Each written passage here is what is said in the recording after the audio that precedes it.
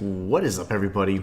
It's the Inhuman one here with part 7 of the Codex Lost walkthrough. This is pretty much a live 100% guide where I'm showing you how to obtain every single item in the game, all the secrets, everything you could possibly think of. And how we're going to start this particular stream off is I'm going to show you guys how to obtain or how to locate and find every single one of the Midnight Braziers. So the first thing we're going to be doing today is finding all the Midnight Braziers, lighting all 10 of them, and obtaining the prize for that. Then we're going to be jumping into the Cradle of Doom, finishing off that dungeon, and facing off with the dungeon boss, which is the Grimoire Lord, Helbaroth. And then we're going to jump into the River of Light at the Celestium Gate. So it's going to be a pretty long stream. Hopefully we'll get through most of it, but I guess most important of all is to note that although this kind of started out as a playthrough, by the time I had made it far enough off stream, I had already beat the game and at the time almost 100% it. So I'm using all that knowledge now to kind of go back and show you guys every single thing I've obtained, and in a really, I would say, seamless manner, showing you how all the maps tie together, how to defeat the bosses, the best strategies for certain areas, the best way to enter, the best way to exit, and how all the areas connect, all the secrets, everything. So hopefully you guys are enjoying. We're going to take a look at the stats really quickly, as always. Also, I'm losing my voice. I have terrible allergies, so I have like a headache. It's just a great start to today. Feeling good. Alright, so we're at level 67, 2 levels away from level 69, which is obviously what we're shooting for. We're going Vitality 40, Intelligence up to 40, and Memory 18, so we can have 6 spell slots. To me, that's more than enough. Equipment-wise, we're going with the Elemental Scepter, actually. The Elemental Scepter is going to allow us to have a really nice, even damage multiplier across all of the kind of standard elemental spells. That includes fire, lightning, ice, poison, and earth, which is fantastic. We primarily use fire, lightning, and earth. Not in that order, but because we're in the Cradle of Doom, my damage was not really what I want it to be at, so I changed out my spells to primarily ice spells, which you're going to be seeing here in just a moment. We have the Indigo Cloak and Hat for increased magical defense, and then we have the Bladed Charm, the Hammer Charm, and Zulon's Beak, which is a fantastic charm to have. Of course, we always have the Bookcase Fragments equipped, a few pages of the Lost Tome, and some Holy Water in the event we get cured. In the event we get cursed, so that we may cure ourselves. In regards to our spells, we do have the Snow Flurry, which is the primary spell for the Ice School. We also have Boulder, Icicle as the projectile, Winter Bloom, which is apparently one of the strongest spells. I've used this to great effect. This is actually one of the devs' favorite spells, one of the most powerful spells ever to be devised. Summons forth a Twisting Finger of razor-sharp spines. This brutal spell is of particular effect against enemies weak to frost damage and may eviscerate them instantly. Then we have Glacier Blade and Ice Dirk Volley for the pretty much to stun lock enemies when we can. We'll be using that later today. So first things first, guys, we're going to show you how to obtain all the Midnight Braziers. So we're going to be going into, starting off from the library in most of the instances and going across the maps.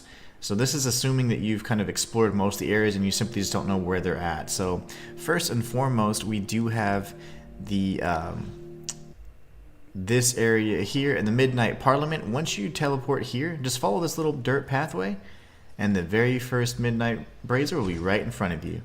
So easy as that. Now from here you can get over to the castle environs. I'm doing this out of order, so no worries, but we'll just kind of wing it. So castle environs next. There's going to be a handful here, but immediately upon warping into this area, you turn left. You want to take out this enemy right here, or let him take you out. Either way. I have different spells, so they're not nearly as effective as my others, but no worries. We'll see how well we fare against the those little electric sprites. Those guys are fun. Alright, so you can see the Brazier off in the distance just right here. We're going to try and take out these guys next. There you go. That is a good spell, isn't it? Didn't mean to heal there, it's fine. That is a nasty spell. Okay, then we can light the second Brazier right there. Now we're going to avoid this lightning strike and we're going to turn back the way we came, and we're actually going to be entering the Greylag tunnels. the Grey Lag Tunnels is going to have another of the braziers we need to light. So we're going to be heading into the actual cavern itself. We're going to be using Mage Light right here. This is Pylon, gives us a free cast. Alright, we're going to use our new spells that we're not quite familiar with and get in here and do some work. Not bad, not terrible. I mean, it takes 3 hits instead of 2, but... Oh no. Whatever shall we do? Yeah, that spell is beastly. That is really strong. Okay. I like it. And it's cheap. Good gosh, it's cheap. It is very, very cheap to cast. I love that. Alright, so here we go. As we make our way to the, what I would say the primary entrance to this particular area is, it's the Grey Lag Tunnels. You can get here a number of different ways, and just so that you know, once you leave this area, you're going to find a Midnight Brazier down there. So you can just drop down. Remember, you don't take fall damage. And this will be Brazier number 3. Now we just gotta find a way to work ourselves back up to the top. Take out this creature. Oh gosh. Usually I have Fissure to deal with these guys. Let's see how effective the ice spells are. Not the most effective. But Boulder still does the trick, right? Can you dash off the map, please? There you go. Trying to do a video here. Alright, so now we just continue working our way around.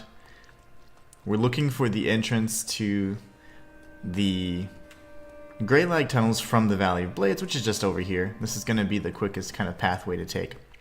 So now that we're in this area, it's important because we are going to need to find the next brazier. So if you can look off in the distance, you're going to see that cube that you can resonate with. That's not going to help us, unfortunately, in this particular instance. So we're going to come up here on this little Pride Rock thing. We're going to dash across. And then we're going to sprint up this way, avoid all the potential damage. And yes, it is a little dark, but that's why I'm using a glowing skin for you guys. Normally I'd have Mage Light, but I don't believe I have Mage Light equipped right now, so we'll make do. Head towards the steps and then watch for the Venomancer up here. We'll take him out as well. There you go, he's dead. Avoid that, come back down the steps, and there's gonna, oh, I still got hit by, lovely. And there's gonna be another enemy right over here. This is one of those evil spirit things. And one more for the road, there you go. We can grab the Bottle of Shadows, and then as we circle around, we're gonna see another Midnight Brazier. So this should be the 4th. Okay. Now from here, what you want to do is just get down. You know, get down. You can jump on the shack if you want, or whatever. Kind of a nice little reference point, anyways. And then you can make a hard left. Beware of the little goblins on the orbs behind you and the hand enemy. If you've come here for the first time, you'll need a fire spell to break through these vines. And then the, I think it's called the Chasm Down ruins will be available to you now. So from here, just, you could teleport and skip everything, but just be careful. Just jump down. This bait. And this is not a guide for the dungeon, it's a guide for the Midnight Brazier. So just come down here. Get hit in the face at least once. That always helps. Lovely. Watch out for these little rat bastards. Watch out for the crossbow guy. And then right tucked in here, there'll be the Midnight Brazier right behind this bastard right here. Sir, can you stop that? So you can light this right here. And that is yet another Midnight Brazier. So at this point, it'd probably be best to then warp back. So you can warp back to the library. And at this point, we've taken on many of these different braziers. So we're going to go to the drainage ducts. So the best path to the drainage ducts is going to be typically, I would say through the guild hall, since you have a direct connection right there. You can go through the Valley of Blades as well in different locations, but this right here, I mean, you can't beat it. It's honestly one of the best paths. So just go through here. There's going to be a handful of enemies we're going to face off with. You know, do I not have... Yeah, I don't have it equipped right now. I'll go ahead and equip it really quickly. It's a darn shame, I tell you. Pencil of Time. We'll go ahead and use said Pencil of Time. And we're going to equip Mage Light. Alright, so now we'll go through with Mage Light. I was going to go into the Cradle of Doom, but I figured, you know what, we should just go ahead and knock this out first. Alright, so here we go. From here, just make sure you attack or clear out any enemies along the way. You're going to be making a really, really easy path to the lower area, which is just right over here. Take those guys out. And yes, there is a rat behind me. And this right here is the area you want to get to. So, we've already explored this area. Watch out for the toxins, watch out for hands. Take this guy out. And then we're going to move straight ahead to grab this Midnight Brazier right here. So that's going to be those major areas right now. You can then just use the page of the Lost Home again, return to the valley. At this point we've collected, I think, 5, or lit 5 of the Braziers. Now what we want to do is we want to head towards the Greylag Castle Gates area. So what you're going to do is you're going to go in here. We're going to go to Greylag Castle Gates. And then from this area, we're actually going to exit and go to the Fellwood Bridge area. In this particular area, there's 2 braziers we can light. One near the Titan that we had located and defeated in one of the earlier streams. So we'll be taking that one on. Let's see if we can get these awesome parries for the video. Oh, yes, highlighting my skills, of course. Alright, lovely. Oh my gosh. So they're actually susceptible to fire. Clearly I don't have the right spells for this particular little journey of mine, this deviated journey of mine. It's fine. This little deviation. So anyways, what you want to do is you want to come down. And again, the key is just to get around to this side. We don't need to be necessarily facing off with everybody. Oh, but we certainly will. He's only clear the path, honestly. He shouldn't drop down. We have another wolf over here. How did he not? There you go. That's better. We're going to go ahead and heal. And then what we want to do is we want to come across this way, down between this, like under the bridge, I would say, past this little beehive, and you're going to make a hard left towards the bridge, okay? That's the area we want to get to. Let me grab some of these just cuz. Very nice. There will be a handful of these guys just coming at us. Alright, now we're going to circle around this way. This is where the Titan would be, had you not already located it. But then you have this right here. Yet another Midnight Brazier. Okay? So from here what we can do is we can actually go to the other area. So let's take on these guys. That Winter Bloom spell is incredibly powerful. We got some froggies. We need to get into the deep Fellwood, but not from this entrance. We're going to go to an alternate entrance you can find over by the... it's kind of like a hill with another beehive. So what we're going to do is go this way.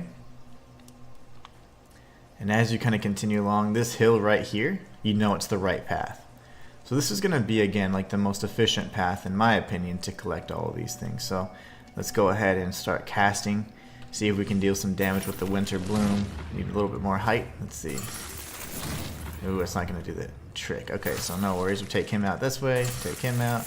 And we'll just throw some boulders at it. Boulders will do the trick. Boulders good for anything. The Geomancies in particular are my favorite set of spells because of their efficiency. They're just so dang good. But anyways, we're going to drop down, and eventually will lead to a new zone. So, funny thing is, we're not going to have to do much in this zone. We're just going to have to look to our left immediately and we're good.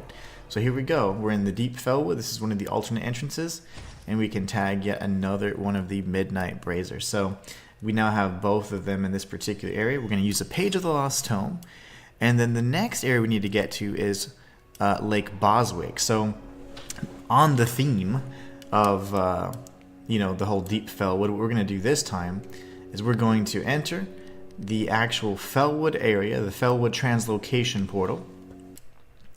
This is the third entrance to Deep Fellwood, and from here you make an immediate right. This is going to take you down to Lake Boswick. This is a dungeon that is necessary for you to obtain certain items. We're going to kind of rush through here sloppily. I do advise that you switch a charm out for your immunity charm so you don't have any poison. It's always a nice thing to have on your person at any time. But aside from that, we're going to go ahead and rush through most of it. We're not going to clear out the map by any means. This is not a dungeon walkthrough. I've already cleared out this dungeon on this particular series, so you're going to see how to obtain everything anyway. So what we want to do is get some of these guys out of the way if we can. And one for the road. There it is. Now, of course, we're going to be bombarded by every enemy and their mama in just a moment, so it'll be great. Alright, lovely, lovely. That way we just don't get shot in the back anymore. Okay, so now from here, we're going to be inside the actual, the actual dungeon itself. There's a few different ways you can get up. I mean, you can get up any number of ways, but what you want to do is get towards the boss arena. So I'm just going to use this kind of little cheeky little cube over here, and then we're going to grab this chest. I forgot, apparently. Viridian Gob. And then from here, all you do is you're going to run past, and we're going to drop down to this new zone. So this is the Forsaken Lake Boswick area. So from here, make sure you don't just rush off this platform, because if you drop down, you have to get back to the memory font. So here's the Midnight Oil right there. Use your Midnight Oil on that brazier, and we're almost done. So from here, now we have the, we can use another Page of the Lost Tome, and we're going to go to the Apogeian Lost City. So this is one that a lot of people have difficulty getting to without getting all messed up, but honestly, if you just use the translocation portal for Bleakwater Depths, and you leave the Church Undercroft area, you're actually going to be in a really good position. So all you need to do is drop down here. I'll cast Mage Light. There's no need to do that, but all you do is drop down and then just keep dashing over here to your right, and you'll enter the boss arena. This is where we fought the Rainbow Slime. So from here, I'll cast Mage Light. Again, it's largely not necessary, but it's fine. We'll get to the boss arena itself. We're going to cross it. So it kind of looks similar to Forsaken Lake Boswick, right? Because it is part of the, or tied to the Apogeian area as well. So what we're going to do is we're going to keep moving this way, and this would be the boss arena where we fought the Rainbow Slime itself. We do have a new enemy spawn there we've already killed. It drops Midnight Prisms and things of that nature. Nothing too important though. We're going to ignore it for now because we're going to be leaving this arena. So we're going to go through here.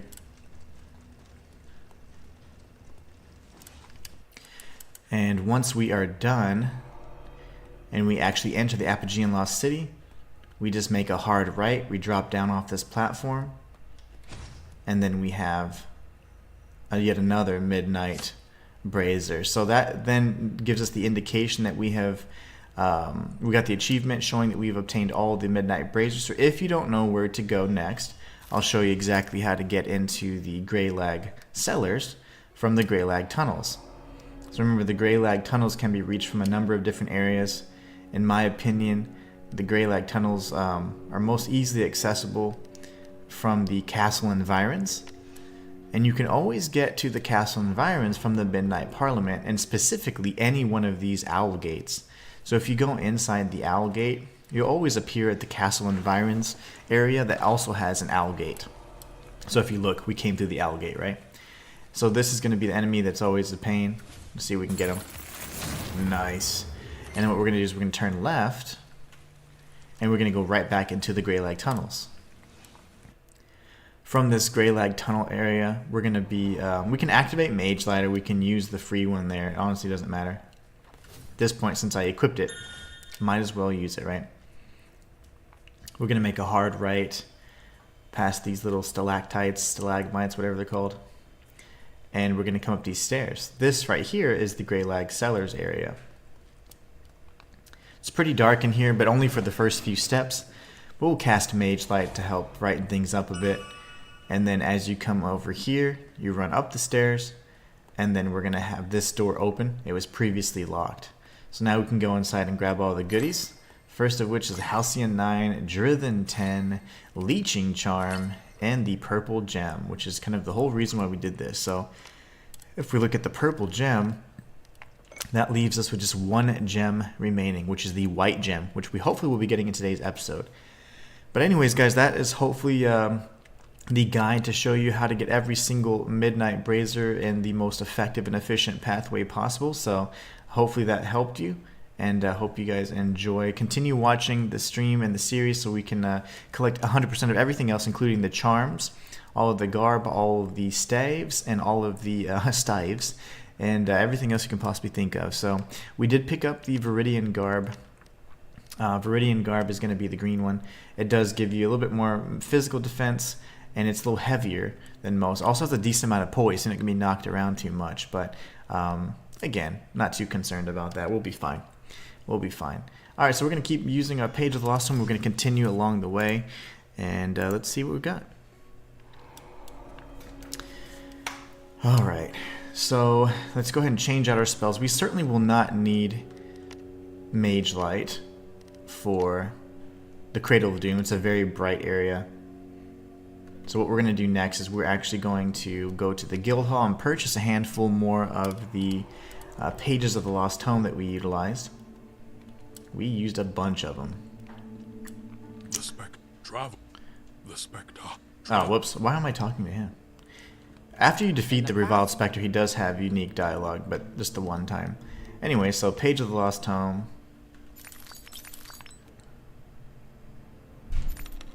Alright. I feel better now. Let's make sure we don't have enough materials to upgrade our staff. If we do, that'd be fantastic. We're currently using the Elemental Scepter. So, Drithen 8 times 5. We don't have any more Drithen 8.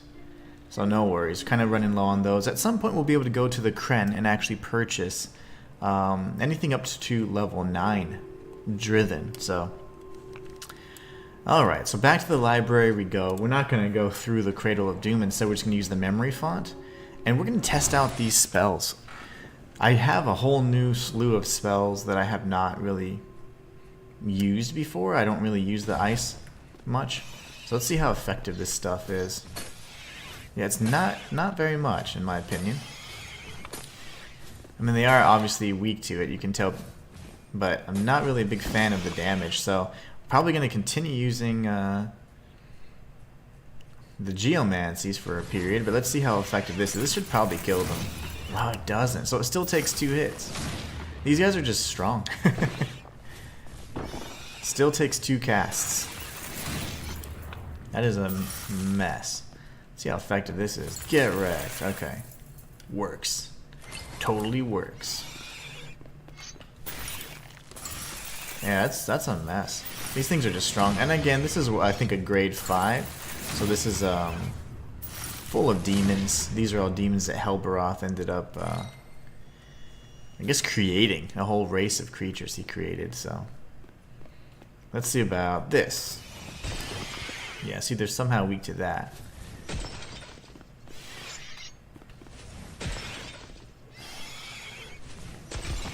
It's kind of fun to use. How are you not dead? How are you dodging everything? There you go. Dodge that. As Trinity once said. Dodge this.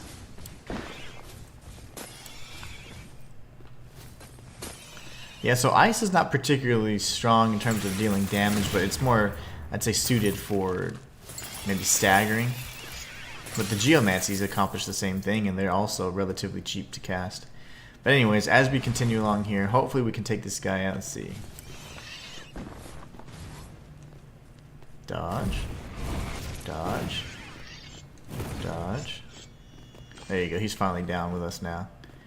Okay, we can use line of sight here to kind of trap him. The mage's range is redonkulous. Alright, let's go take out the mage now. He'll certainly be weak to what we've got, so. Even just the standard icicles will do sufficient damage to him. Very nice. Alright, so he's dead. If you go this way, that's the path we're going to end up going. There is a beholder over there as well. But we're going to try and see if we can get some of these items over here first. Let's see. They teleported from up there, or they spawned from up there, so we're just looking around and grabbing some items. There are going to be a few that we have to obtain around these little villages or these little huts. Alright, we're going to use a bookcase fragment. We're going to be spamming bookcase fragments here as we get to this area. Matthias Rain, welcome to the stream. Matthias says, hey Inhuman, I'm here a little late because I was fighting a boss, but I'm here. I hope your day's going well and you're doing well in your playthrough. Thank you so much. My day is going well. I have this terrible like sinus headache though because the weather is getting real cold. There's a recipe for purge there, guys. It's just getting real cold over here, or cold for Texan standards, and man, it's just nasty. You know, like my face just feels all like sensitive. I'm like, ouch. But yeah, other than that, I'm doing great. And you know what, Matthias? Guess who sent me a key this morning at 1 a.m.? The team for Spirit of the Samurai. So, guess what we're going to be playing hopefully tomorrow. My goal will be to finish this series today no matter what, even if I break it up into an evening session as well. But we're going to be playing Spirit of the Samurai. And I am super excited about it because that is a game that I know we had both been we had our eyes on, at the very least. So Winter Bloom doesn't have much range. So once these guys start coming around, we'll go ahead and take them out. Let's see. These demons are quite resilient, but even the ice spells don't do the most work against them, which you'd think they would. Hold on there, buddy.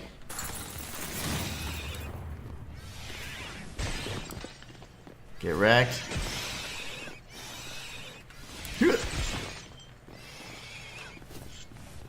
Okay, that's you. That's you. And what about your little friend? Why are you down there? What boss were you facing off with? Are you playing Eterna Noctis still?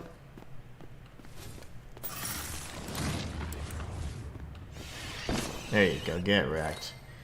Absolutely wrecked. Okay, so now we're going to come around this way.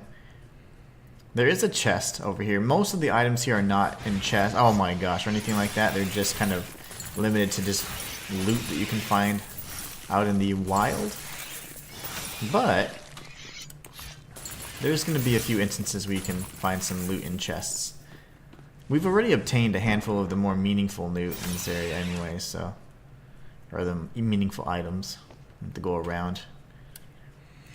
Matthias says, I remember you saying that you were interested in sending, they were interested in sending you a key. That's awesome. They chose to do so. I can't wait. Yeah, me neither. I'm super excited about it. Yeah, I was hoping they would send me a key, but I wasn't hopeful, if that makes sense. I hoped they'd send me a key, but I had no clue. And so then they actually just reached out to me, and they're like, hey, your channel, this game might suit your channel. And I was like, it might. It very well might. We got an arcane crystal in that chest. We can grab this down here, which is spell catalog. These are all going to be mostly spell crafting ingredients. If we continue a little bit too far the other direction, we will be facing off with another pyromancer. Back up, evil guy. Back it up. Back it up, dude. Okay, are you not dead yet? How are you not dead yet? Somebody explain. Yeah, I'm super excited as well. I'll be starting that off tomorrow. Well, there is a... I need to see what the embargo is. They sent me the email at 1 a.m., so I haven't quite read through it all, but they did say there will be some sort of embargo, so depending on when that lifts, I'll be able to post content on it. Oh, come on. Get wrecked! Oh, this guy's good. He's good. Alright, so there's the Pyromancer.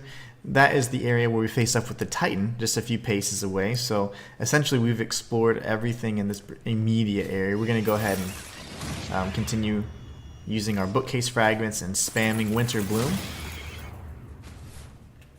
We got some more behind us. There you go. I knew I heard you. Alright. I do like the trajectory for the icicle. It's a much faster shot than what we're used to, so that's nice. Alright, anyway, so now we're going to come up here, essentially just to get our bearings. I am going to kind of walk back just a bit. This is the area that we entered from, okay? So we had just been exploring all these little huts that the creatures or the demons had made. We've already explored the right-hand side with the meteor head and the other goodies along the way, like the fire charm and things of that nature. Now we have this over here. So one thing that I wanted to show you guys too was the other charm that we got. So we ended up getting the leeching charm, and this is excellent. The leeching charm gives you 20% or 20 plus MP on a parry and 10% MP on any foe you defeat. So this is excellent. I like to use this. Matthias says, yes, I'm indeed still playing Eterna Noctis. It's a relatively big game with many challenges and challenging bosses. There was a robot type boss which stood no chance against me. Nice. Stood not a chance. I believe the game comes out December 12th, so yeah, they probably don't want too much coverage on showcasing Hunt before the date. Yeah, I agree. But we'll see what we can get away with. Oh, lovely. Lovely.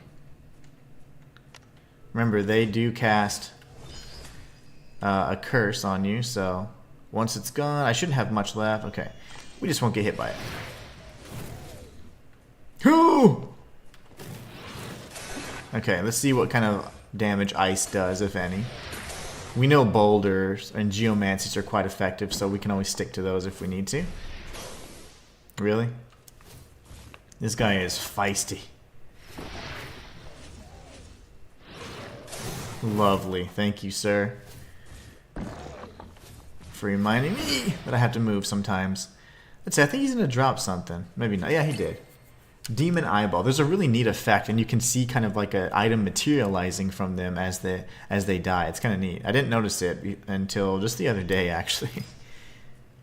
Alright, so this is kind of where the Beholder was hanging out. There isn't an item back here, and I always walk there back to show you because I honestly thought there would be something.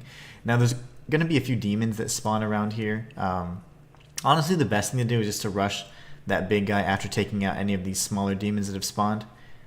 So you can see he's already starting. He has aggro range from across the map, like quite literally. So he will see you, and he will hurt you.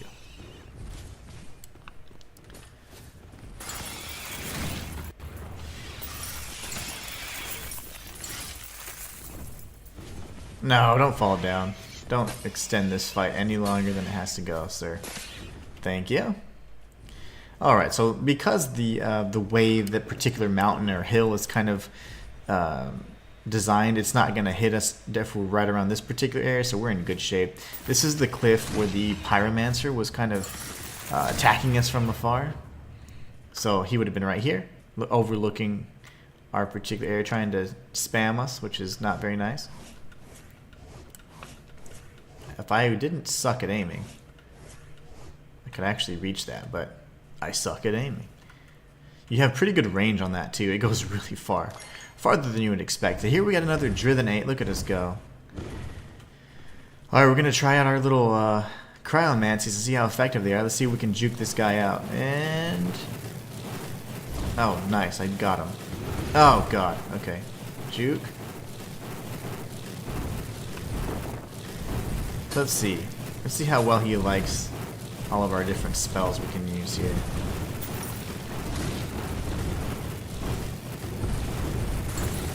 If Winter Bloom just had a little bit more range, I tell ya. Just gonna have to spam this, I suppose. Let me see what else I have. Winter Bloom, Glacier Blade, Ice Dirk Volley. Ice Dirk Volley, that's the one. That's what we want. This will deal tons of damage. I thought we had actually swapped that out, but you know, he's gonna be dead here in 2 seconds. This is great for stationary enemies that just take all your hits. Those are the kind of enemies we really like. Okay, now that this enemy's dead, we're actually gonna backtrack a bit, and now this area will be cleared out for us. And there's going to be a handful of those worm enemies. They're really susceptible to lightning, but they don't seem to like ice much either. So ice is pretty effective considering it's not their primary weakness. Most of the enemies have 1 to 2 weaknesses, and then they're relatively like resistant against one element, and then the rest are just kind of like, you know, so not so bad. But we want to duck over here in this corner, and we're going to use this spell here. Our primary spell. Oh, it's not really that effective against these guys. Okay, so maybe not. We'll bunch them together then in that case. And they certainly don't like geomancies. Nobody likes geomancies. Those things are beastly, I tell you. But we wanted to get back here so we could destroy that orb. And again, we have been using a lot of bookcase fragments, but that's why we stocked up on, you know, about 30 or so. So we're going to come in here. We can use our primary spell to destroy this little orb, and we'll get some free arcana. Very nice. Remember, this is the area where the kind of the head that was spitting out all those balls of fire. That's the only way to get across, just so you know. Like, you can't actually get across this way.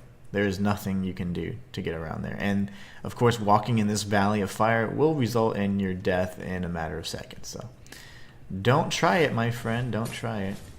This thing is weak to either geomancies or also the cryomancies. So, kind of pick whatever you like there. We're going to come under this bridge and grab this item as well. And again, all we're doing is making sure we grab every single item in the game. As I've told you guys before, this is a 100% guide that I'm just doing live, similar to how I did Ender Lilies and even Enotria. Alright, so now we're going to come this way. We can grab this. Remember that we do have one of these, our little friends in here. This is one of the sentinels. So we're going to go in. And we're going to deactivate the shield. And then we're going to see how effective Winter Bloom is. Not very much, sadly. Let's see what else we got. Let's try this.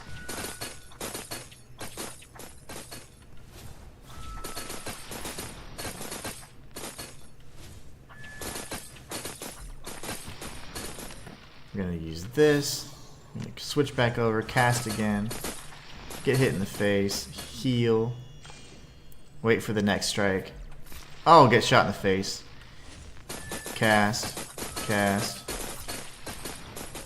I'm going to keep spam casting. Mages are spammy, we know this. Alright, cool. So now we won't be pursued by him throughout the entire map, because trust me, he will actually do it. Before, when I was on my other profile, I didn't figure that out until I started like having to go through the Cradle of Doom a few times, and I was like, okay, how the heck am I going to work through this? Because I wanted to kind of map out this area and understand it. So I was like, there's got to be a way to kill these enemies, and there is. Certainly is. You just can't be stubborn like me. Alright, we got all these jar enemies here. Obviously the Sentinel is guarding something important, so we're going to grab what was on the other side of this area here. You can use the, you can use the interact. It's a very generous interact range. Alright, now we come through here. And we're going to drop down and take out the elemental to the left. We got the Cinderwood Branch. I know a lot of you guys like to see these different items. So Cinderwood Branch is again another kind of, it's a really cool looking staff, but it focuses primarily on fire. So it's a malformed and twisted twig hewn from the branches of a long forgotten tree, accursed and scorched. Very nice. Alright, so we're going to make our way down here. Either pathway will do, honestly. We just want to take out all these guys first. We don't want to be pursued by these things, even though they're not necessarily quick. If they get up under you or get too close, if you destroy them, they will hurt you. Or if you get too close to them, of course, they're like that little exhaust or whatever. Those fumes they're shooting out will burn you. And you can get stun locked if you have low poise. So I strongly urge against it. Strong against it. Gosh, that's the allergy medication kicking in. Oh gosh, oh gosh, oh gosh. We're gonna do this. Lovely. Winter Bloom, I tell you. Winter Bloom.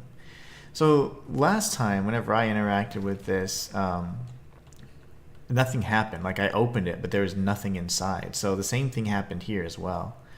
And I don't know if that's like a glitch or what, but I'll tell, I'm going to tell Freeman about that. So for whatever reason, you open it and it looks like there's going to be an item, but there's nothing inside. Fortunately, there isn't any achievement or anything tied to it, and it doesn't have to. It's no unique item at all. It probably would have been a spellcrafting material because it's not a charm, it's not a staff, it's not a mantle, and it's certainly not a talisman. So any of those items would have prevented us from getting the 100%, and it didn't. So, all right. So we got to be careful here. There's going to be tons of enemies, more of the worm enemies as well.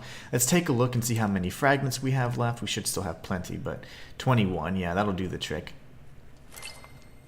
Halcyon 10, that's going to be great, not only for leveling, but if we want to do some purchases. We can use 3 icicles to take these guys out. And again, we don't have to worry about being chased by the sentinel, because if not, they are essentially invincible. They cannot be destroyed if you don't deactivate their shields. Alright. So here we go, just kind of going through this area. There's going to be some demons that spawn here, unfortunately.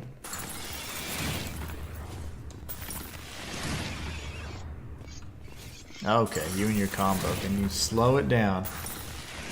There, buddy.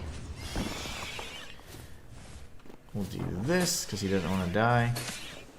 There you go. So around this area, so you might be thinking, okay, where do I go next? It's a dead end. It's not. You actually have to drop down to the lower level. And I'll show you guys exactly how to do that. Ah, he didn't quite close the distance like I thought he would. He's not doing his melee flurry here. Okay, he's dead now anyway, so we'll cast and use another bookcase fragment. Alright. Now on the other side there's going to be the drop down, but I just wanted to make sure there's not any items. I did get trapped in here when I was getting, I didn't know how to defeat the laser enemy, and it was 4 demons plus the sentinel. It was not fun. Remember, the enemies don't leash necessarily, so they will come at you from a mile away.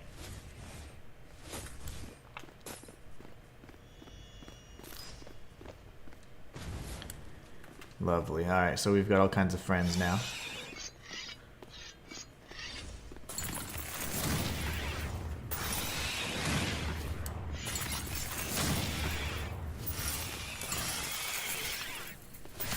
Okay. We don't have very many heals left, unfortunately, so I'm going to have to be very careful with how we proceed. There's not much left, though, to explore. We're going to be opening up the shortcut anyway, so we're going to be in excellent shape. But just so you know, it gets a little tight here.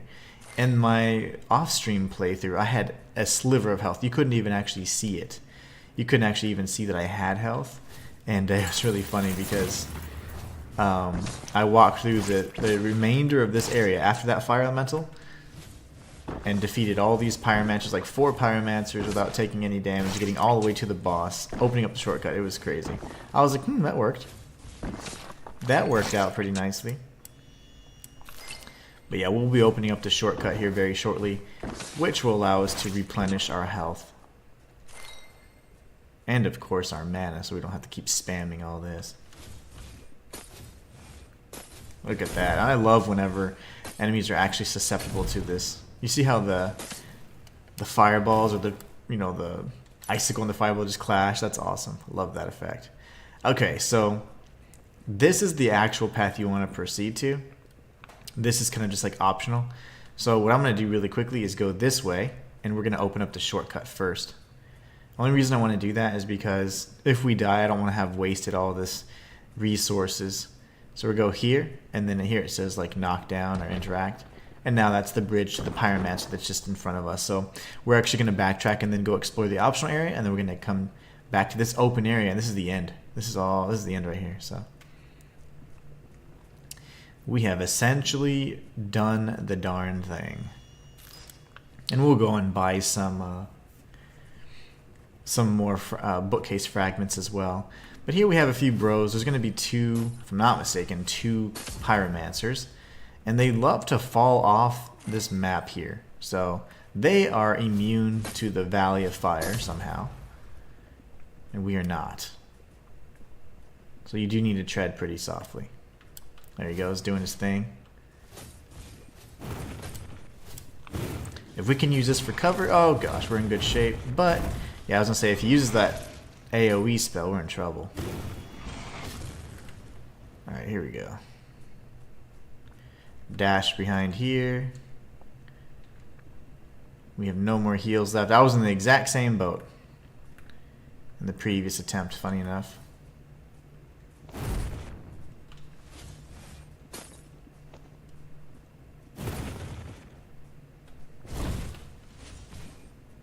You just won't die, will you? We still have another one, by the way. And if we do die, it's fine. We're gonna come back we'll come right back through here. It'll be fine. But there is one more.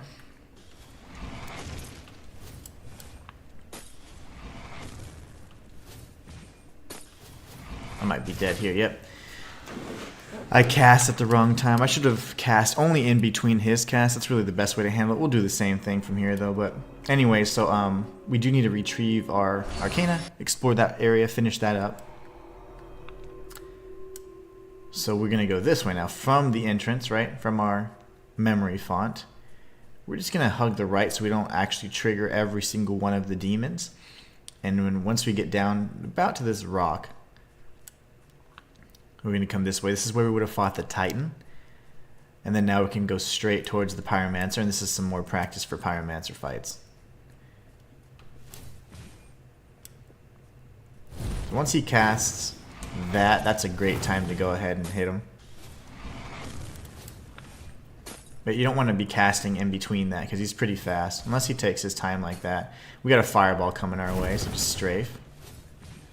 Remember, these guys are incredibly fast on their feet. I'm going to get hit, but we traded there. So again, I'm very impatient, so kind of more of a do what I say, not what I do in that instance. But anyways, now we've crossed the bridge. Look at that. So we're in great shape. We're going to go back to the optional area, clear it out. Remember, many of these areas are just going to be largely empty. They're not going to have items strewn about or anything like that. So it's not very rewarding. I would not suggest that you just go through if you haven't already opened up the shortcut, because you're going to lose a lot of resources just trying to get through this area. Cradle of Doom is named very appropriately. You're going to be burning through all kinds of resources here, and not very fun if it's not very rewarding, right? So I'm just showing you for the sake of completion, and that way you can decide if you want to proceed and search for everything and do all that or not. It's up to you. Your playstyle is your own. So here we can use our new ability that we obtained from the Tower of Hatred. See if we can hit this. He needs to get a little closer.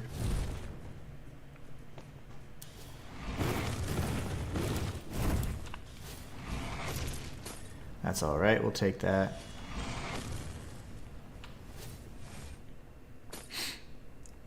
Alright.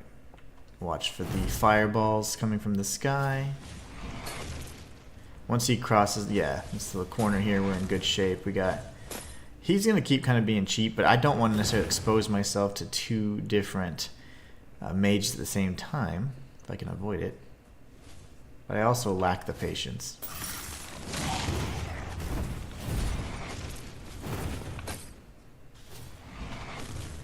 See, now we're kind of got a nice little cadence.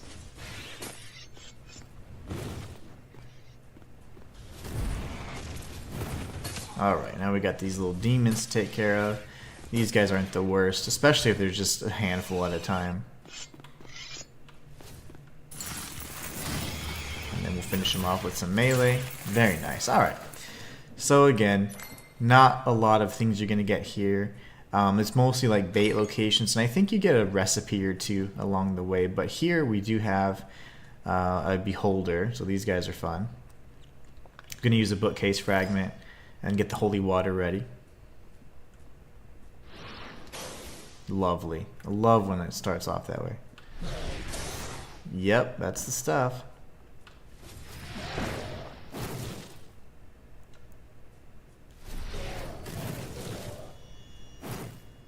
Cool. Let's see. Can we do this and not die? Nope, we're gonna die. So there is an item there. It's gonna be, if I'm not mistaken, it is a type of. It's like a fire crystal type item, something to that effect. No worries. All right, so let's see how many bookcase fragments we have now. 16. We still have plenty. All right, same thing. So we just kind of make a beeline towards this little orb here, and then we're gonna circle across, and we're gonna come out and kill the pyromancer. This area is tough, and I typically have a geomancy for him. It's Fisher. That's one of the best geomancies in the game. One of the best spells in the game, actually, but it makes quick work of that particular enemy.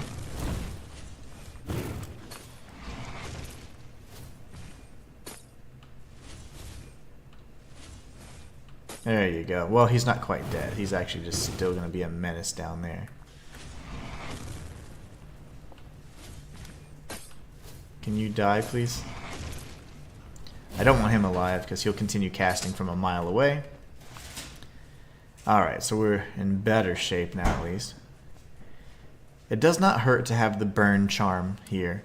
The burn, of course, remember, it enhances how much damage or increases how much damage you take. So having an anti-burn charm is great because it's going to prevent that build-up. Okay, dead.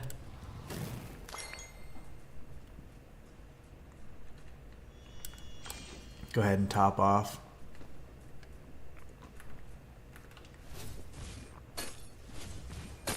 Very good. 2 hits for these guys, unless he blows up. He was self-destruct. Very good. Very, very nice. This guy.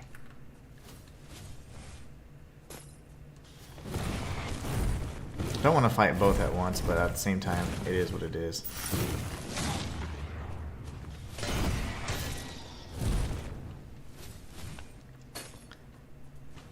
That's a terrible spell, just so you know. Don't like that one. It's like a rain of fire. Okay, very good. Not so bad. Remember, we got the demon that's going to spawn any second now. Where is he? He's supposed to spawn. They're being nice today, I guess. Let's see if this has the range. Interestingly enough, it does. Come to me, Mr. Beholder. We can use Boulder now. He doesn't like Boulder much at all.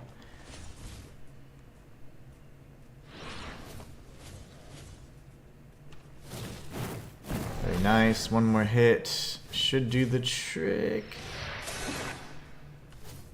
He's just bobbing and weaving though right now.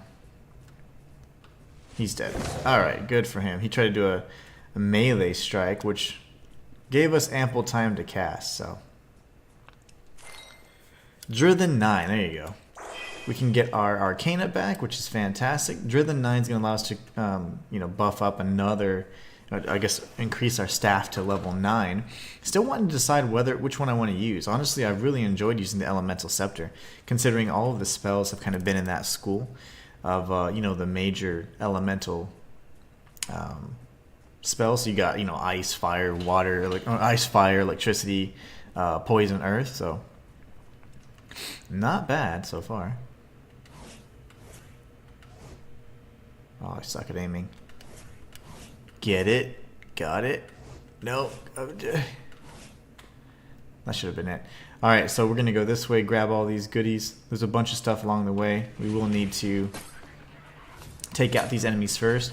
But fortunately, as long as you keep your distance and you're patient, they're not going to be much of an issue at all. So we can use bookcase fragments to go ahead and just top off our mana. And then over by this area, we did have, there's another pyromancer on the other side.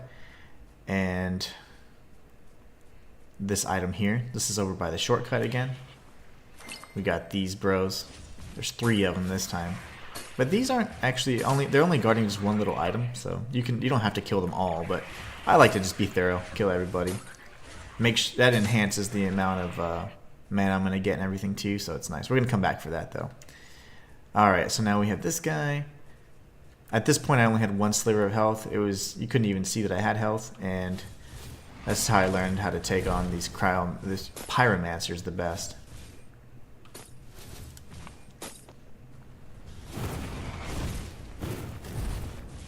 Very good. Alright.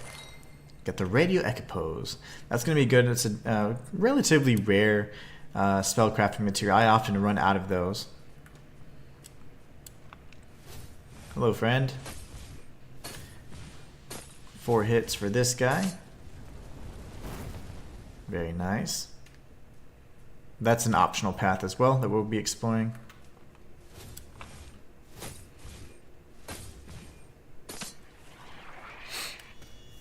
We'll be grabbing this item up here, and then there is one more pyromancer up here. Funny thing though is that, again, there's not like any kind of crazy loot that they're guarding, nothing like that. So we've already obtained the staff and everything, so this is all kind of just for the sake of completion, which is worth it in my eyes, but only completionists would understand. Alright, so here we go. We got the spell catalyst. That's the ultimate final destination we're trying to head towards. We're going to head down here where the fire elemental was. Take out his twin. He took way too long to initiate or retaliate, so he's dead. And we're going to come this way, and then there'll be another handful of pyromancers at the very far end. I think some slimes too. There you go. There's the slimes, and then we have another field where the pyromancer kind of stands guard, if you will.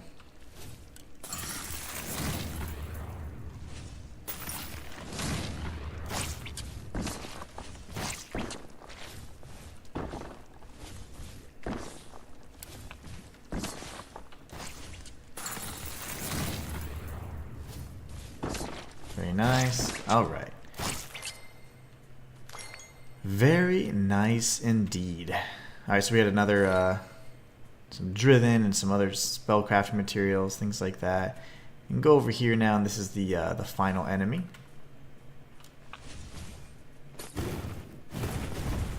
Stay out of range. Dodge out of that spell you can cast whenever he's casting, so you can just maximize your damage. Dodge, cast, and he should be dead unless he dodges. There you go. Very nice indeed. So this is the item he is guarding. Driven 9, so again, these are going to be things you can obtain a little bit later on if you purchase them, or you can come and get some free ones. So now we're going to head down. Don't forget to grab this item. It's really hard to see because of the light, but on your way back, it's almost impossible to miss it. Alright, so that's the shortcut to the left. We're going to head to the right. And this was a really cool sequence. I was like, at this point I had no health, and I was like, oh my gosh, we're gonna make this leap of faith here. And it was pretty awesome. So what I did is I came down here, and I looked at this area. I was like, whoa, this is insane. We get driven 10. There's only 6 per playthrough, so 6 driven 10s per playthrough. So you want to make sure you decide what staff is your favorite, what spells do you think you're most effective with, and that's going to be kind of guiding your decision. So now that we're here, we're going to take a boat trip, kind of like the ferryman did for us.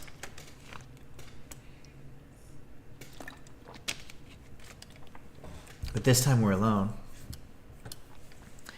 And we're traveling across a lake of liquid hot magma. So that's what we're doing right now.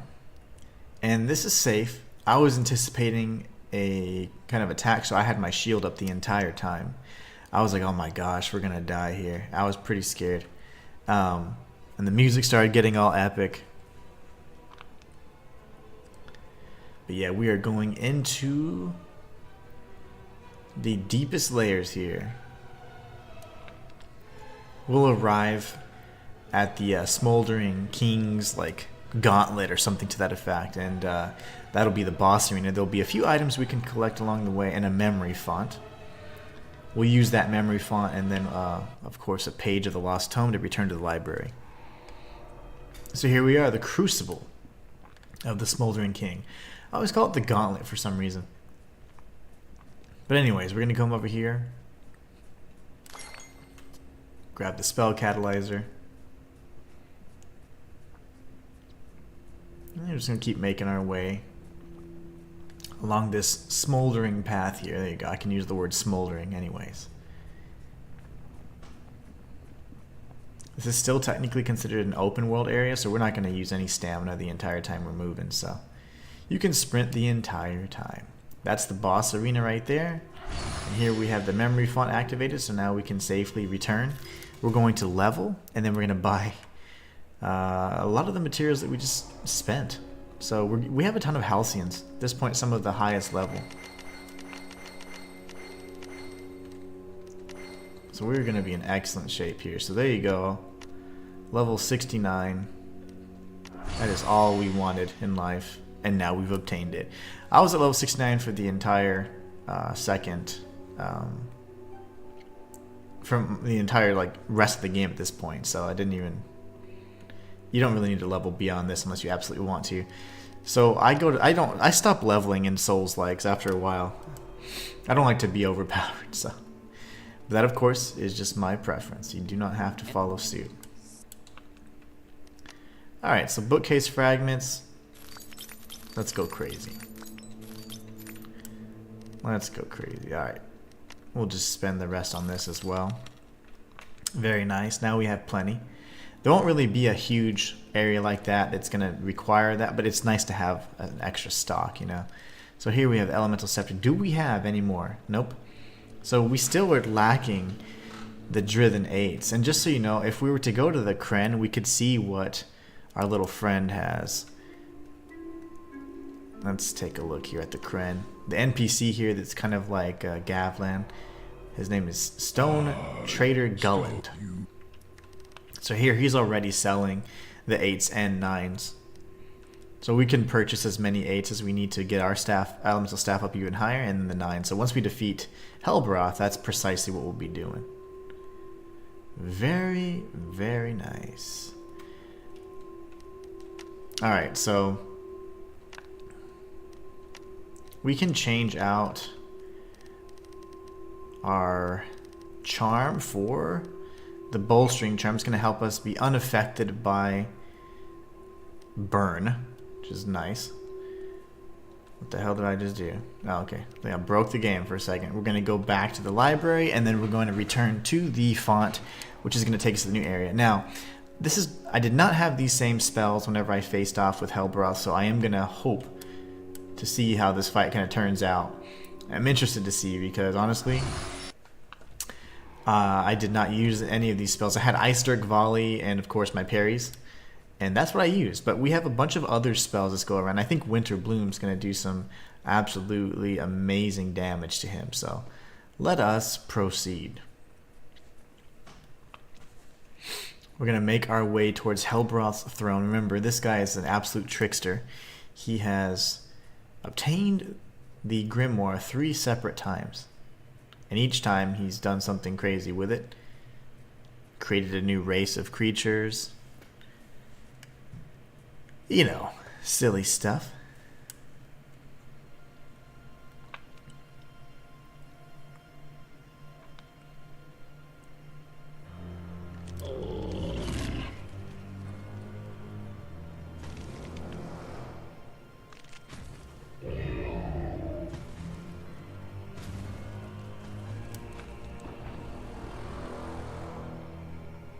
Alright, here it goes. Let's see how effective anything we have is right now. It's a little too far away. He can actually parry, just so you know. So it's terrible. Get your parrying. Ow.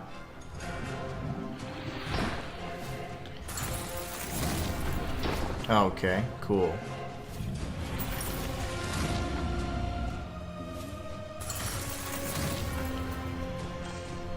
Oh my goodness gracious. Why is... you would think this would do more damage to him.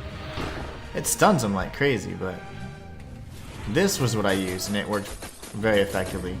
See how he's about to get stunned already? I'm gonna heal, but... So that right there, now he's stunned.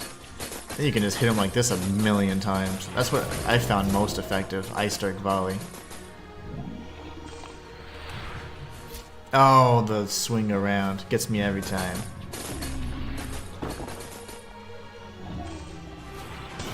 I parried you. I parried you again.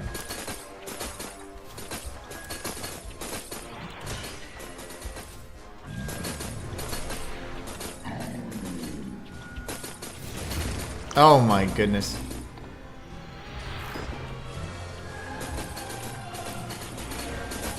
Okay.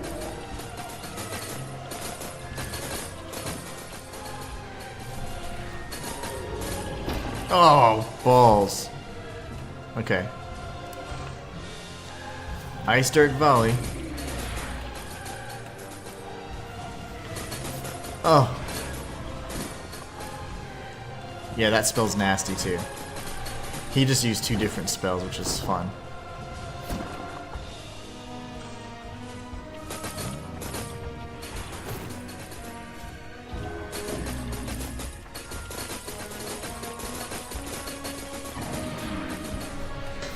Oh, gosh.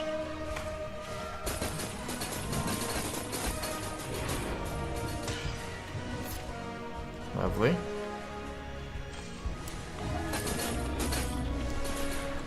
Back away from his little explosion.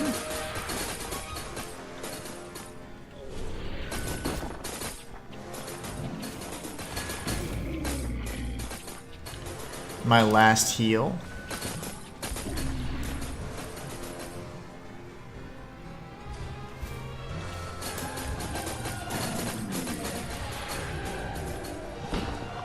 Oh my gosh.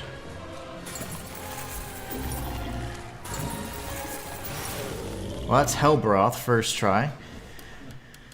Matthias says, I'm still here. I just got quiet because I was fighting yet another boss. It's extremely difficult. Technically, it's a second iteration of a boss I fought before, so much harder. Freaking robots. Yeah, you know how robots are, those jerks. Scum of the earth. This was a huge arena, but there's nothing in there. There's not one single item that I found anyway, so now we can go this way. We're going to jump up in here. And this takes us right back to the library where you can level again if you want. But again, we're not going to be leveling anymore. What we're going to do is change out our spells again to be a little more well-rounded. That was specifically for the fight against What's His Nuts. So now that we've done that, Winter Bloom is really good though. I actually do enjoy it. I think I'm going to keep it. Thunderbolt's really fun as well. And we'll go back to our kind of efficient, not a... You know what? Actually, I think I might switch this out to Death Ray. And then we don't have any other Titans to be facing off with, so... wouldn't be a bad idea to have another fun spell. Let's see. What do we think is fun to use here?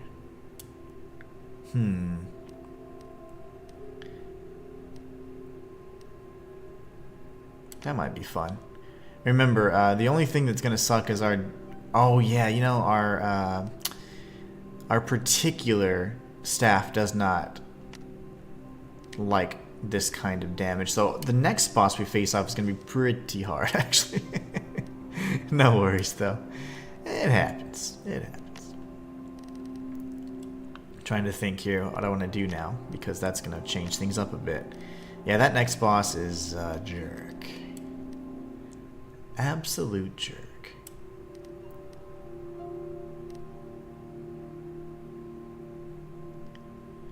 I guess technically I could have this as Fisher now, and then that would be... There you go. There you go. I like that. I'm going to change out our charms again. This can go back to the hammer charm. We do have a very tough enemy to face off with, or a very tough boss specifically. We'll return the grimoire and see what the ancients have to say. This boss looks pretty cool. Yeah, Hellbrow's fun. He's pretty relentless as well, but once you faced off with the malicious beast or whatever, then you kind of have an idea of his fight style, so not so bad. GG's, well done first trying the boss. Thank you so much. The Sky King. Sorry, voice acting.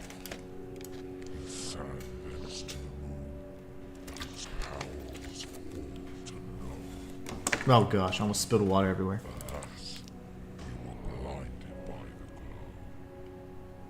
But it matters not. Now redeemed by the So the ancients aren't infallible, and that's interesting.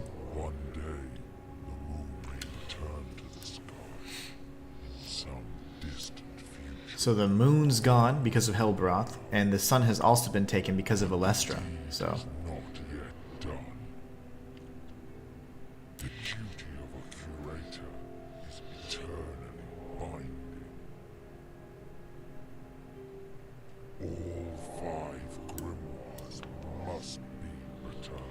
well, we've got 5 down. 4 down, 1 to go. That's interesting though. Seeing that for the second time, or technically the third time, is interesting because it kind of shows that they also make mistakes. So we're going to go to the Kryn.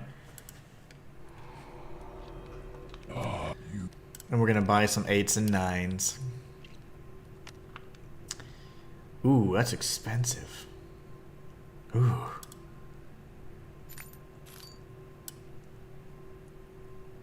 Do I have any house? I don't think I gained any, yeah. Damn, that's expensive. Okay, so never mind. We won't be leveling up again. Not our staff anyways, not anytime soon. We'll go ahead and purchase some more things though. I do like to top off. You know me, I don't like carrying around any kind of soul currency.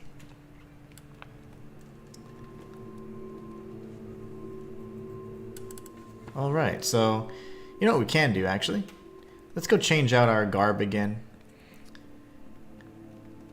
I do enjoy the animated kind of or the reactive skins, to use Fortnite vernacular.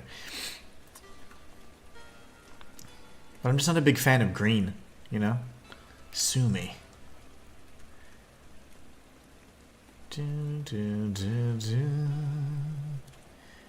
Gonna go the scenic route.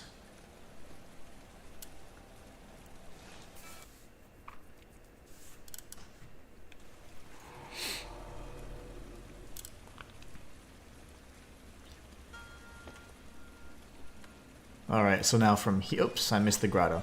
From here, we're going to go and we're going to check out our dyes, see which one. We're going to be in an area that's largely like white and blue. It's kind of like Shrine of Amana. Actually, it's almost, it is so crazy like how there was something, I was like, man, this really makes me feel like Dark Souls 2. And the funny thing is I've been playing Dark Souls 2 a lot, so I was like, I like this. I think red would stand out really nicely against that white, bright light kind of area we're going to be in. We're going to actually be in an area called the River of Light in just a moment.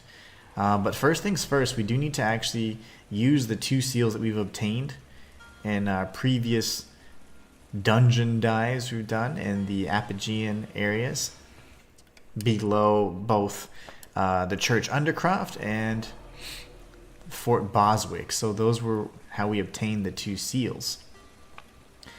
Now what we want to do is return to the Celestium Gate. That's really the next thing we have on our list. It's about all we have left, to be honest. So we're going to go to the Celestium Gate.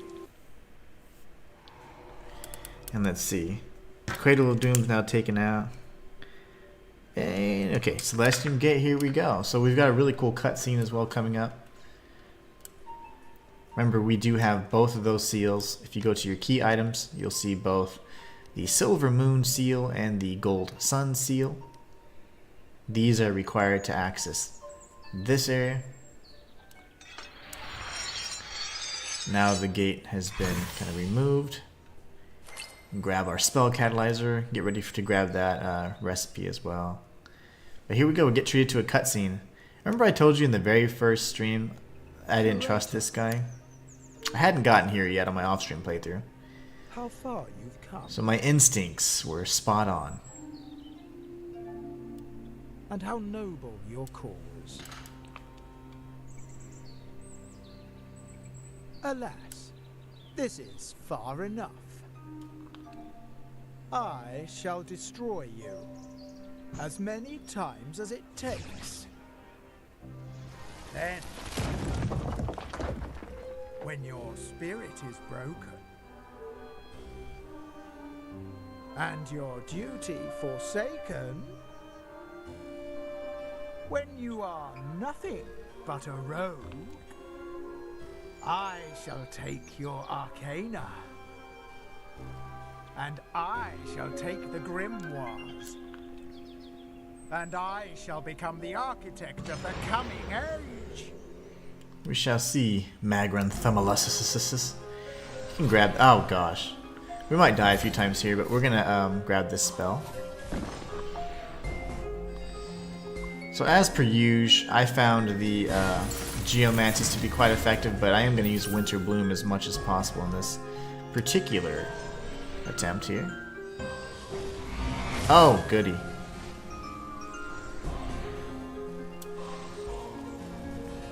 Remember, he can cast from pretty much any school.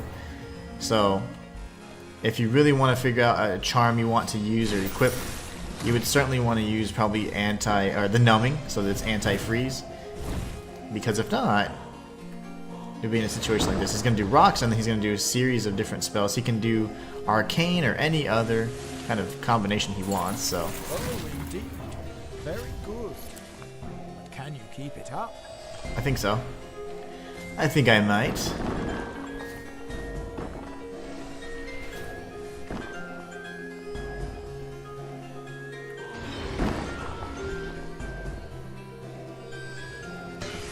Oh, okay, that was scary. He can do 3 pulses if I'm not mistaken. Watch the poison. He moves around so much. This is Winter Bloom's a little slow for his particular move set.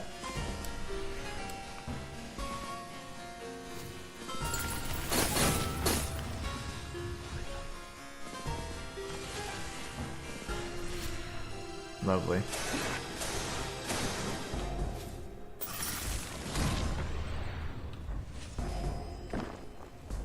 Nope, I'm gonna dodge past.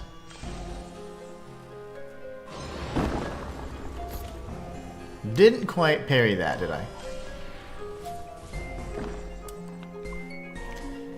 I used Fissure to great effect with this particular boss. We're not dealing tons of damage, that's the problem. But we can stun him like crazy.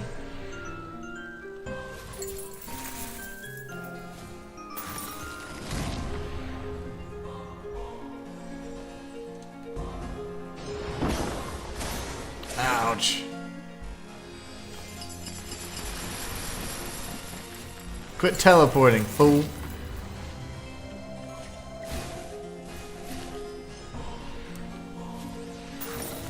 You have become powerful indeed.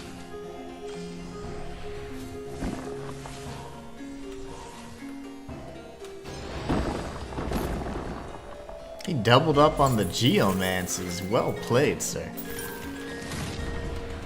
Yeah, Winter Bloom's great for that build up, but it is a bit slow to cast.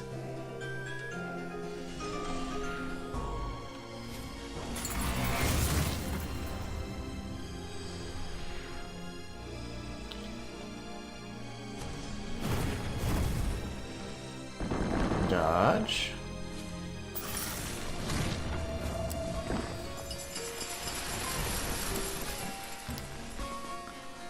All out of heals, all out of mana, all out of life.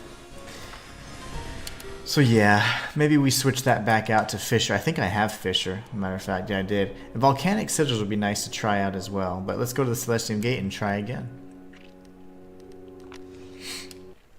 Mag Run is pretty tough. He took me a few tries, quite a few tries on my off stream, but I ended up changing out my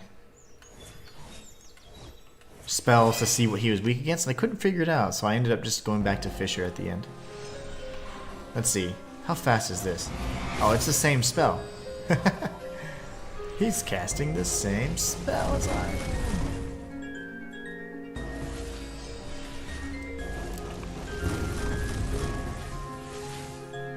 That's funny. Okay, whoa, whoa, whoa, whoa.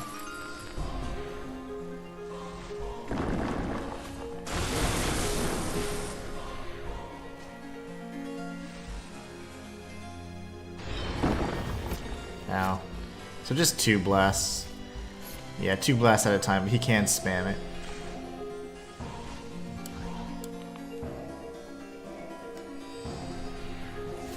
Oh, indeed. Very good. Can you keep it up? Fisher's just so much faster. Rudrak's Hanma, I'm starting DS3 soon. Nice. Let me know how you like it. I thought it was fantastic.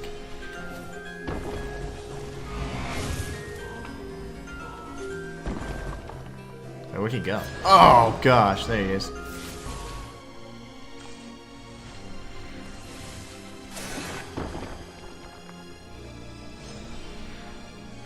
You just stayed right there, didn't you?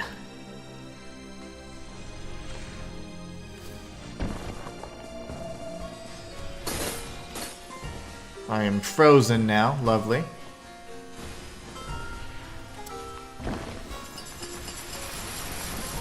Lovely. Slow. Oh gosh. Oh, that's not good. Survive. Cast. Heal. Cast. You have become powerful indeed. Oh gosh. Stop that. Good thing he can't curse you, because that would be just about the worst thing possible, wouldn't it? Ah! Bastard. I'm gonna heal again, because I'm getting jacked up.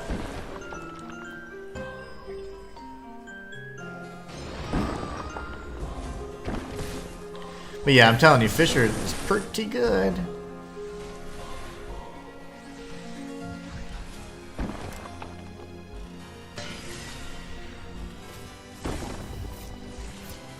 Gonna heal our last heal, of course. Very nice. And geometries are so cheap. I mean, they cost a lot of stamina, but that is okay. A price I'm willing to pay. 3 hits. No! I am the Prime Magus. So yeah, we'll use Fisher. That's certainly the way to go for that particular fight. That's what I did last time. We'll just use it from the start this time. And we're going to go to Celestium Gate yet again. This time we'll just use manage our heals a little bit more effectively. But Fisher's certainly the way to go. Also, I would like to switch out this for, let's see here.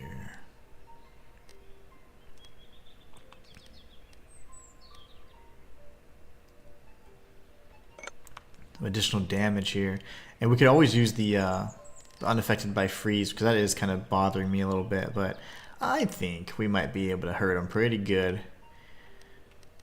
Let's see what else we have here. Obviously any kind of magic damage reduction would be good, but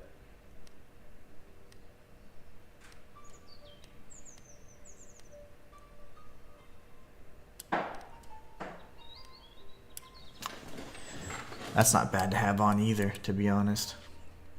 Not parrying much of his stuff anyway, so that'll just... The map's going to be chaotic, just so you know, the whole boss arena. It's going to be absolute chaos, see, but it'll hurt him anyways.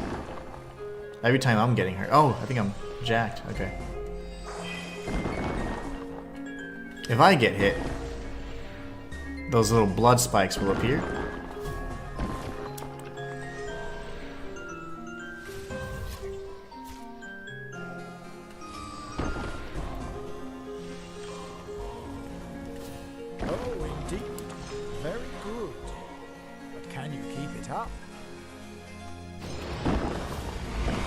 Oh, good shot, sir.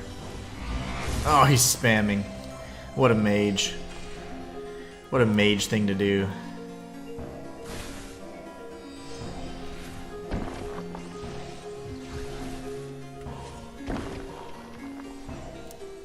Nope, hold on. Oh, okay. I might be dead here. Nope, yep, I'm dead.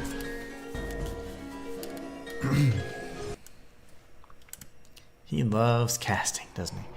Let's go back to our equipment. We're going to change things back up again. I am going to go ahead and go with the numbing charm. Also going to go back with... Let's get some magic damage reduction.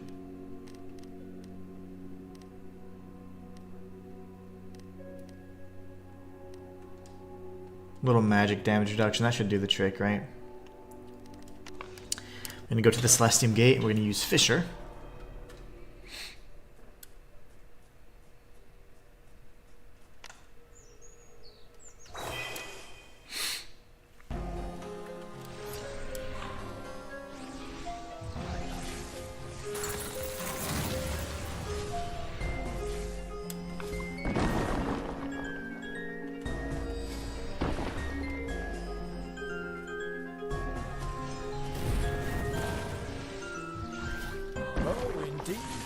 Very good.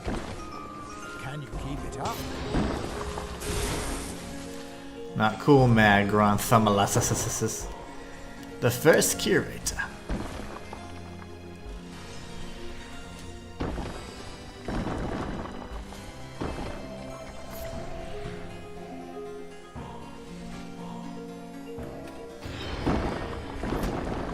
Oh, darn it. Yeah, but this dude can cast anything, and he will cast anything and everything.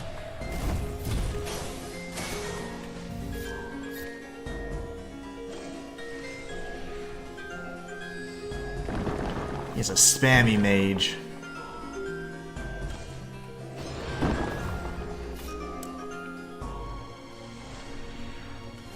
You have become powerful indeed.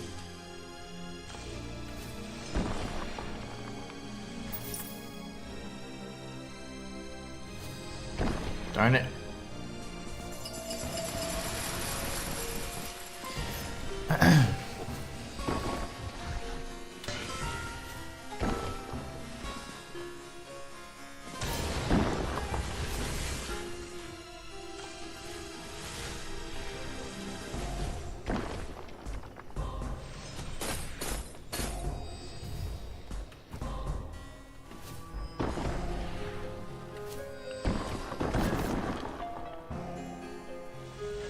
Oh gosh. Didn't time that very good.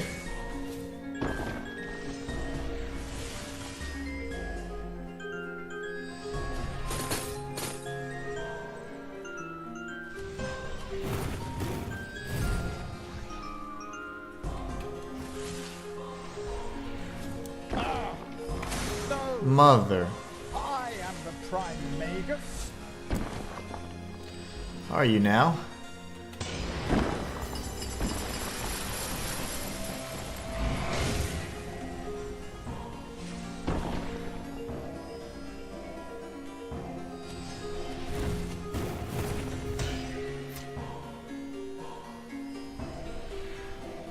Bro. Huh.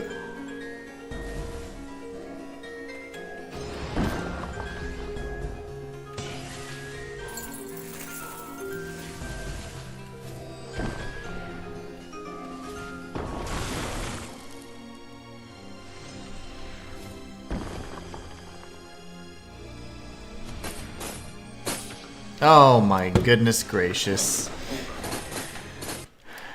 Matthias says, I know you're focusing on the game, but I was wondering, Inhuman, if I could share a quote with you that I heard the other day that I found pretty cool. Of course. Battle of the Mages. This reminds me of the Battle of Lord. Yeah, you can definitely share a quote with me, of course. Matthias says, Battle of the Mages. This reminds me of the battle in Lord of the Rings between Gandalf and Saruman. Oh, yeah. That one was awesome, by the way. You know what? We're going to swap out the spells so I can have a little bit more effective usage of them. So this needs to be swapped out with Fissure. That way I can more easily switch between Boulder.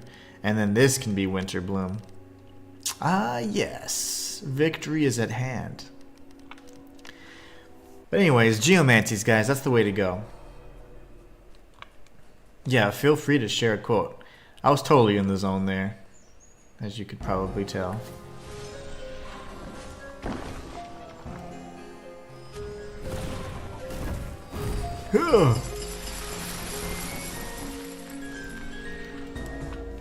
Cast, boy. Oh, indeed. Very good. Damn it, I was too slow. I waited a bit too long.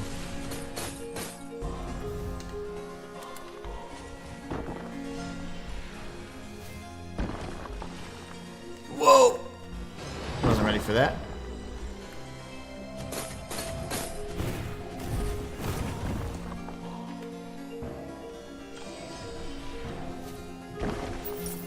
Lovely.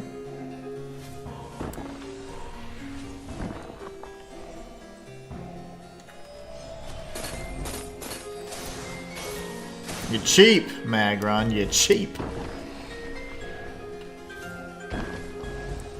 He likes spamming.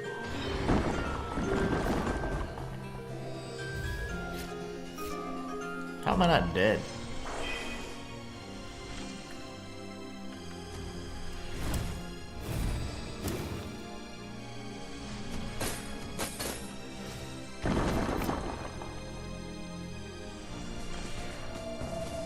You have become powerful indeed. Oh, you haven't seen nothing yet, buddy.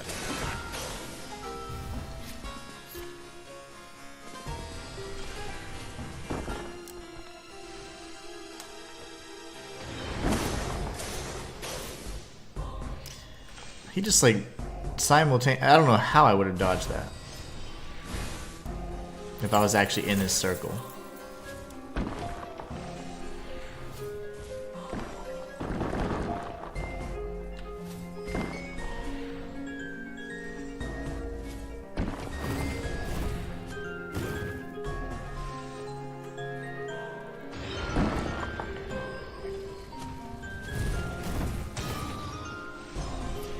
Lovely. Yep.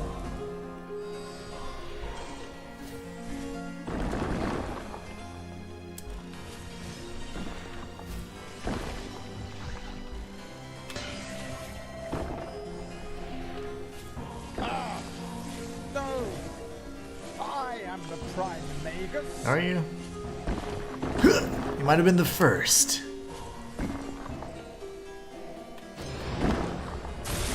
Nice. Yeah, he casts. It's really hard to kind of, at that point, determine what the second attack's going to be.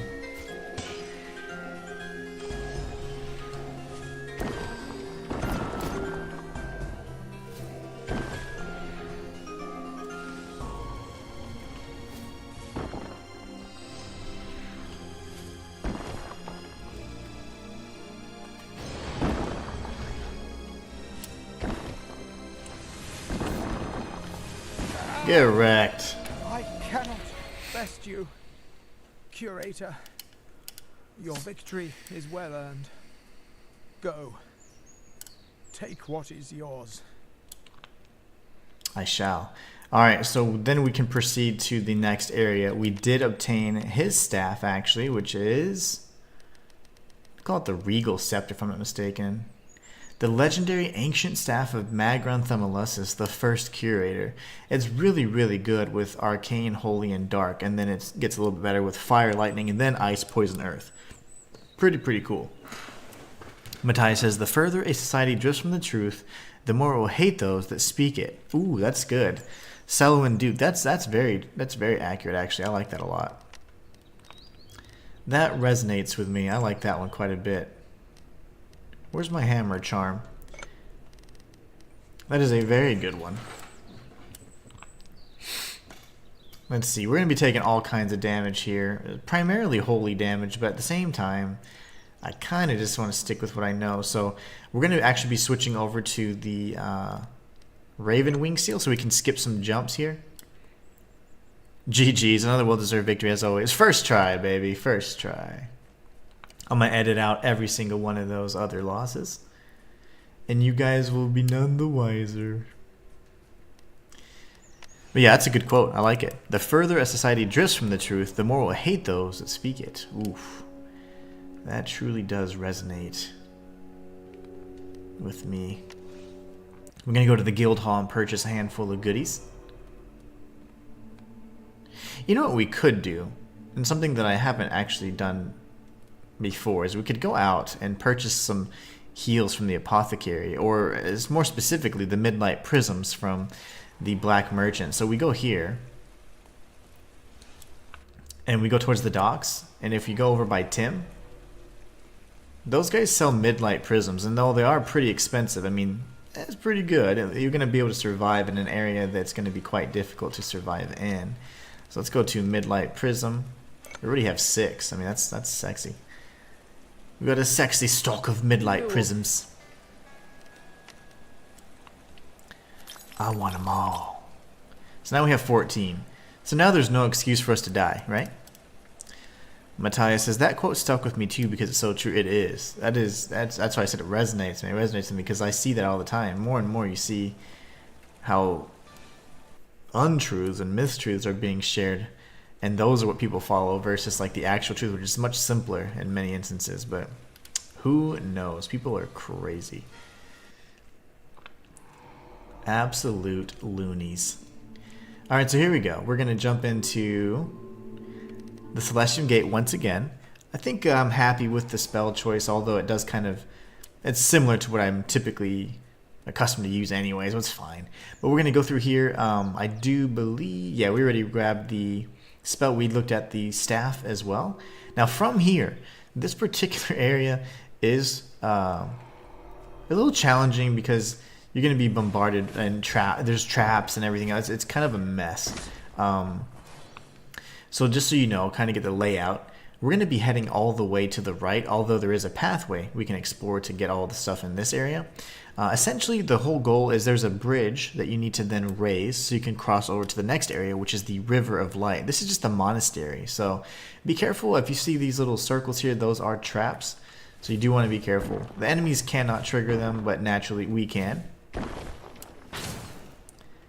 So we're going to do like this, deactivate it, and then once it's all fried, we can go back in. It will actually re-up pretty quickly. So, and then there's all these different pathways. So here's like a kind of a mini version of that bridge. I'm gonna show you guys how to get past, but all in due time.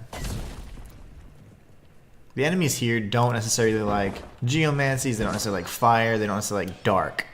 So any one of those is pretty good. Take out that little floating spear. It kind of spams holy spells. We're not going to go this way either. That's kind of another kind of optional area we can explore as I get hit in the face. And we have this bro. This is one of the holy bros. Oh gosh. Oh gosh. Oh gosh.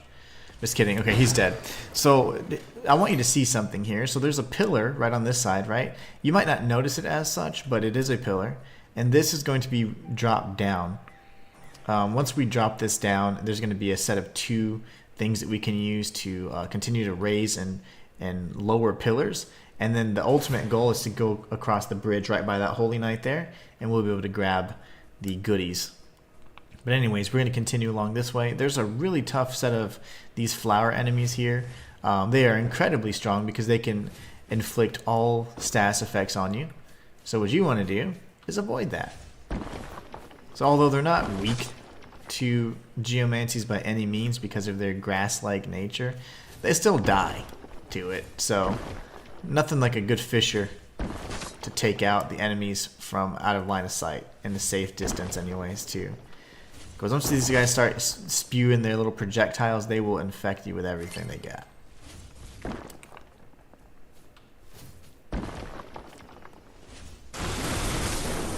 They're strong against everything I have right now.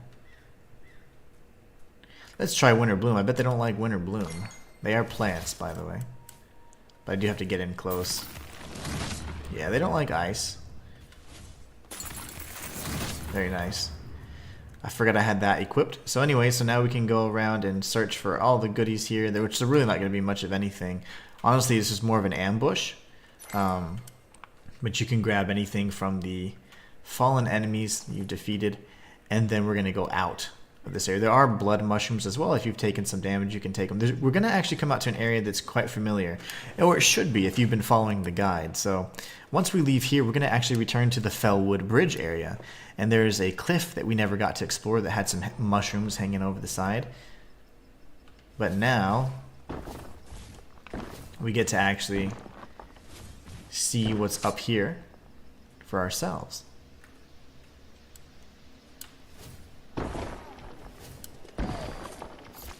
Ow.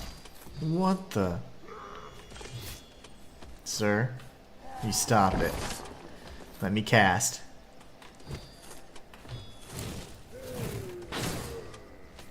And whoa, God, I don't want to get knocked back into this, but that's fine.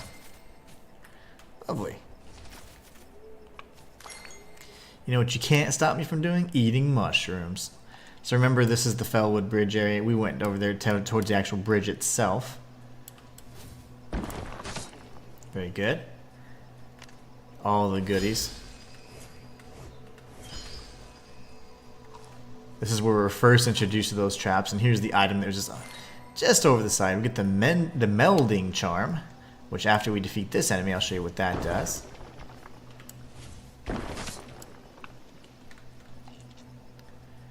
All right, melding charm. Here we go, and then we're gonna show. I'm gonna show you kind of what that area connects to as well. So, melding charm is right here.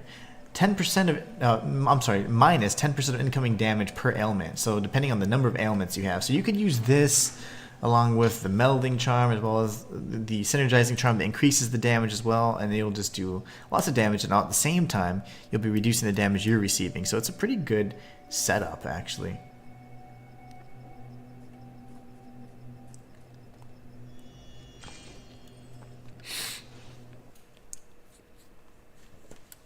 Alright, so from here, this is very important that you note what it is you're interacting with when you're moving. So here it looks like if you tag that, that would then reduce or lower this particular pillar. This is the pillar that I just talked about on the other side, right? We're just on the other side of it. I can't parry with the compass. But anyway, so you do want to tag this one. That is going to say something has moved, but what? Ooh, we may never know. We may never know. Okay, now we're going to want to have to kill everybody again, unfortunately.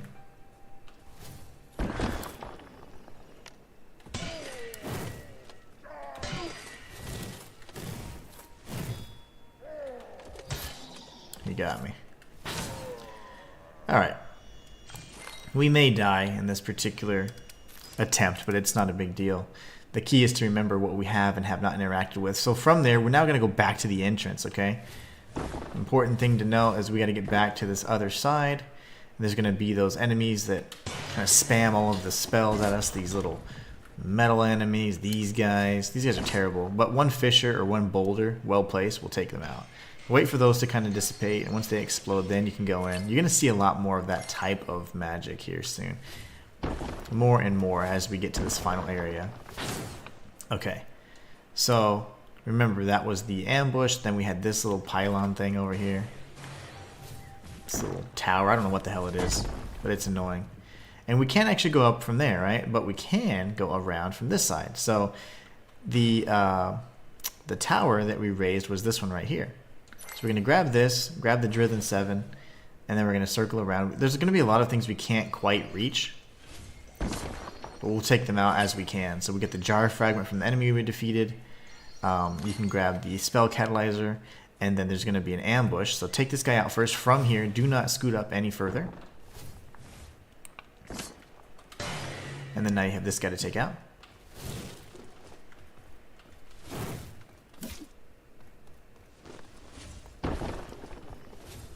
Perfect. Okay, so now he's defeated. And there's a few things you can do. First and foremost, you want to just grab this little chest over here. It's got some loot for you. You can take this guy out too. No longer an issue. And now we have the Mantle of Love. This is kind of the theme here. So we've obtained all the mantles now. So you're welcome from an achievement perspective.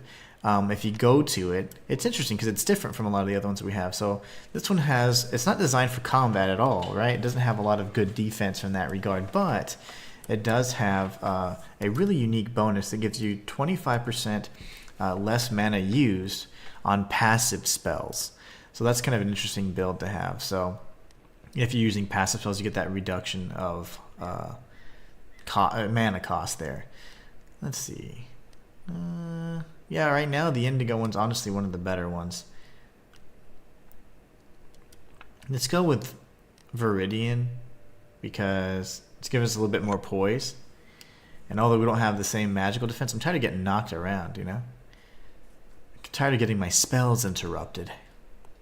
Alright, tons of things here. This is a bait location. the bait spawn location. So here we can drop down and get the Drithen 7. There's going to be goodies pretty much packed in every single area here. So we're going to be using quite a bit of bookcase fragments as we navigate this area. Here you have this chest. And then we circle around. There's going to be a rat over here. Big bastard. And then we have this right here. So you want to see like kind of how it interacts with everything. So if you saw that, just remove that one down. So we're like, ooh, maybe we don't want to do that yet. We know that that moves something down, but it might also move another pillar up, right? So we don't want to mess with that. We do have the Raven Wing Seal talisman equipped, so we'll be able to dash even further. At least that's what I remembered. Yeah, that's what I remembered having equipped. So now we're going to go down to this lower level. Get all the free heals, all the free mana ups, mana increases.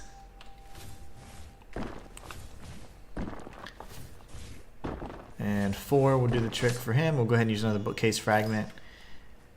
Be careful because there's an enemy to your left that can shoot you from afar, but this one's going to hit you in the back if you just immediately face that threat. So 2 hits. Now he's taken out. Can dodge that. That staircase will take you right back to where we fought with the first jar enemy. We're going to go this way, all the way. This will allow us to take out some enemies. Not only that, but also get some loot that would otherwise be unattainable. So we're going to grab this. You want to clear out the enemies first before you start looting, okay? So there you go. Grab this, and then we can grab this chest tucked in this corner right here. You hear all these nasty slimes in there. Love that sound. 1 and 2. You should be dead. We get the recipe right under here. This is the Pillars of Light. This is kind of a neat spell. You can come in here, but watch the trap though. You kind of have to just hug the corner here. Then you get a bunch of bros. What I did is wait for the shots, and then I'd go in and do my Fisher. There you go. A strafe is sufficient. You don't have to be dodging around or anything like that. Just don't panic. A lot of people will panic in a situation like that, but there's really no need. So just wait for another strike. Wait for this guy to strike, and then we'll get in close and just use 2 melee spells here. Alright, we got the final Vitality Crystal. So let's see what that does. What does that move? That seems to move a pillar on this side, okay? You see that right in front of us? Not bad. So we'll keep that up for now. Did it move anything back down here? It raised this here. So now all 3 pillars are raised from that perspective. That's good. So now let's keep going around. We're going to clear out the rest of this area, take out the enemies that we can. And first things first, you got to take out the ones that are the most immediate threats. So this one will be something you're going to come up with when you cross the bridge. This is the big bridge we're trying to actually craft and create right now. So what we're going to do is see if we can kill this little guy right here, if I can lock onto him. There you go. Those guys are no longer a threat. Then we're going to go through here. They'll be able to have a little bit of line of sight on us here, so just be careful. I don't not know why I did that. Okay, there you go. Kill you. Alright. Up above here is another one of those little totems. You can use Fisher to kill that creature. And we'll get to that in due time. It takes a while to get to, so don't be too worried about it just yet. Haste makes waste. Alright, so now we can take out the rest of these guys, and then we're almost in the clear. We can start working on the bridge and some of the other areas. We're going to grab this loot. The Spirit Mirror is, of course, pretty nice because you can get, you can respec. There is a meteor head on the other side. It's kind of like an optional area, like a secret area you'd have to get through. So one thing I wanted to show you guys first is where this staircase leads to, and then I'm going to come back down and around so I can kind of go the more correct path. So just real quick, so you guys can see, this is where we were getting ambushed by the enemies, and we circle around this way. Now this pathway is all fixed up and good to go, so we can come around. I'm gonna go ahead and heal because I'm all jacked up. And we're going to keep working our way around here. You see we have 3 of the 5 pillars activated already. We got this bro over here. We can take him out from here. It's fine. Again, these guys aren't particularly difficult. He's going to chase us now, like through the... pretty much to the very depths of Hades. But it's fine.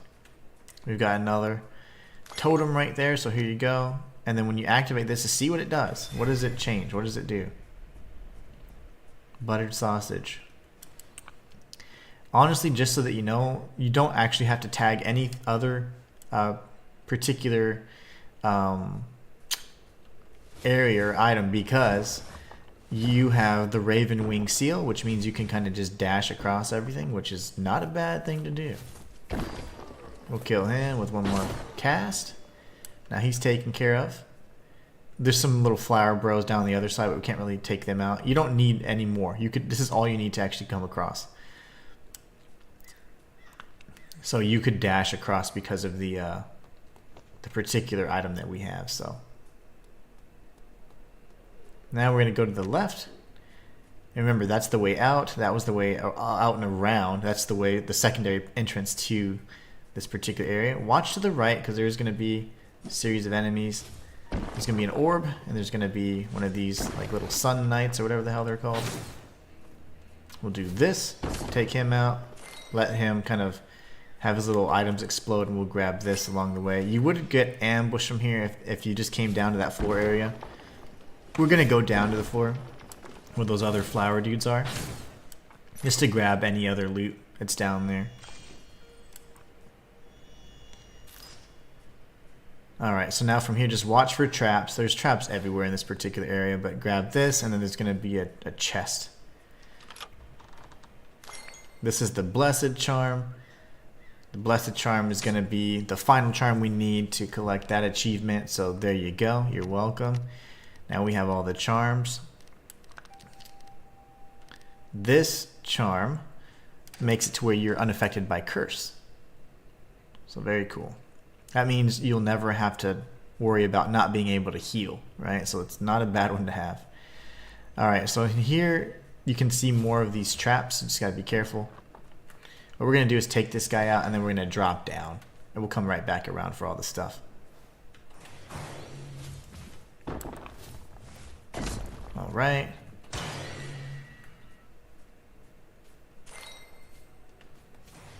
So we're gonna come across this way.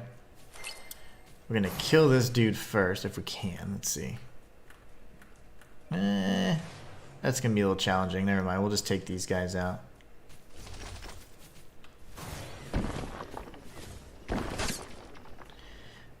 And just look for items. Honestly, I don't remember if there's items down here. I don't believe there are. I know there's gonna be lots of stuff to the right though, so.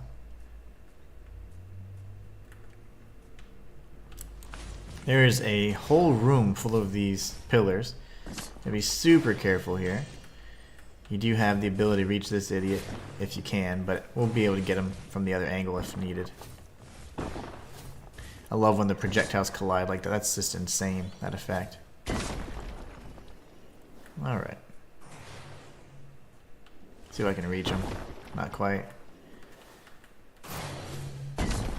Not quite. Okay. Good enough for me. Now we can drop down here, see if there's anything. There's not. We'll come up that staircase where we would have been ambushed from. And then all you have to do is we're going to cross the bridge. We got to be careful because it is a little challenging because you're getting shot at. And then even from the other angle. So you got to be careful there. But if you have the Raven Wing seal, you should be fine. We are going to take damage. Okay, good. We got the iframes. If we don't get the iframes. There you go. 2 melee strikes that we can save some mana. And we got this bro as well. Lovely.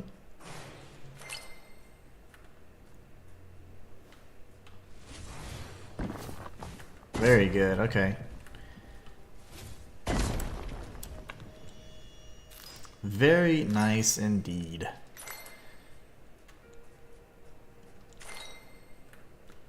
So there's the bro.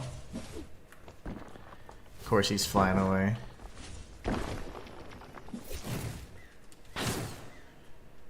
Don't go too far, buddy. I need you here.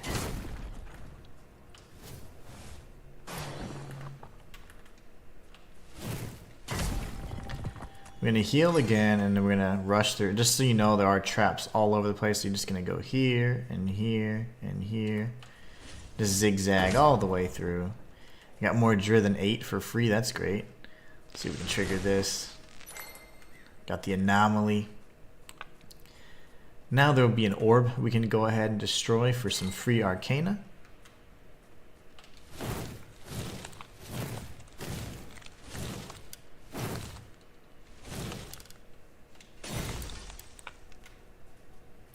And now we're going to be entering a new area. This is going to be the River of Light, which is the dungeon proper. That was just kind of the entrance to the dungeon, believe it or not. This place is pretty difficult in terms of like confusion and trying to remember where the hell everything's at and all that stuff. It's going to be a little difficult, but we're going to do a few things. We're going to go back to the guild hall. We're going to actually we're going to go to the Kren. We're going to go to the Kren and purchase our last Drithen 8. And we're going to decide what we want to use there. So we'll probably 2 Drithen 8s that we can figure out which spell we really want to focus on here.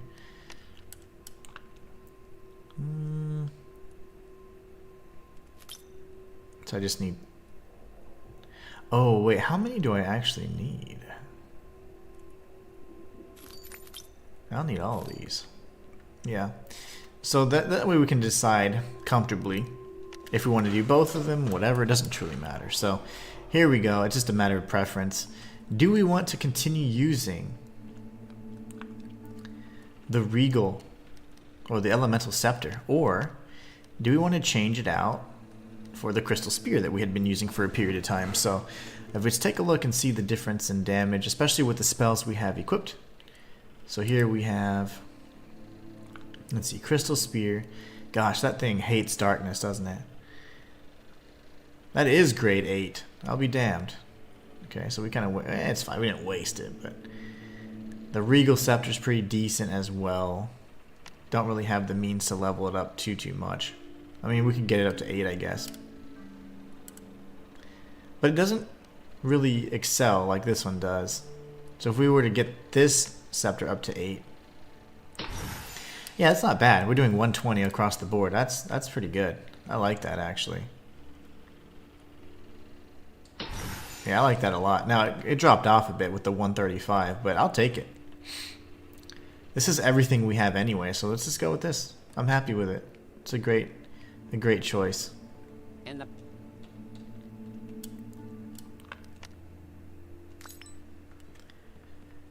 All right, so now from the River of Light, that's the translocation spot. There's going to be a series of different kind of crystals in the sky and Shrine of Amana 2.0, and you want them situated in such a way. I have a diagram kind of drawn out very crudely on my notepad.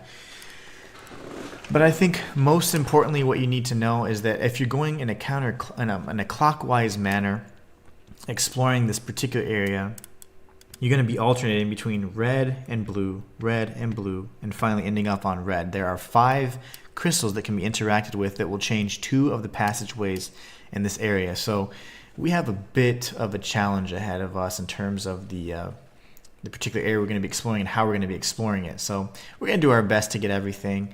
I'll show you guys everything at the very least. But at the very end, we do need to have it in such an order that we can obtain everything. So hopefully we can pull it off without messing too many things up. But let's take out the enemies because they do become quite a bit of a nuisance if you don't. Alright.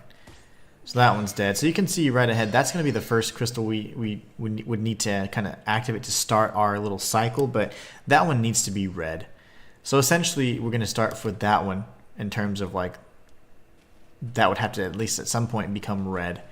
there's going to be 2 passageways that change every single time you touch one of the crystals, so you can alternate between the 2. But most of the time you're going to be going in between from the lily pads to these cube areas to navigate, and then we just kind of work our way around. So, and you can run across them. I'm just kind of taking my time.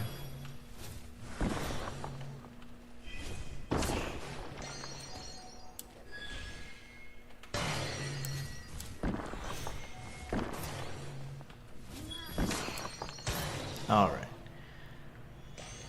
Let them do their thing. Do want to save our heals if we can. This area sucks. So here Amana is singing, or the Demon of Song doing its thing. Alright, so just so you know, the reason why these lily pads are here is because you have to drop down and go around if you want to grab that item up there. Watch for the whirring, mechanical orbs. Those things are very dangerous, and there's 2 or 3 that can completely ruin your life. We're going to drop down here at the end of this little area, and then we're going to circle back around if we're able to, and then we'll come up and do the secondary area. So here you'd grab this item, you'd say, oh, okay, cool, what do I do now? And you're like, oh, I'm stuck, pretty much. So you got to go around, and now we're going to come back around this cube.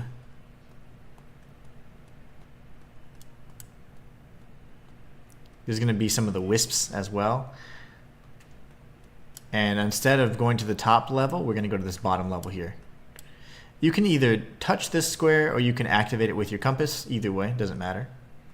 And these are semi-temporary, like if you die, they'll go away, but they're not, they'll stay up otherwise. Remember, we're going towards the crystal from the entrance, or from the, that we saw from the entrance, which is this one right in front of us. So we do want to, at some point, activate that and make it red. We want that crystal to be red.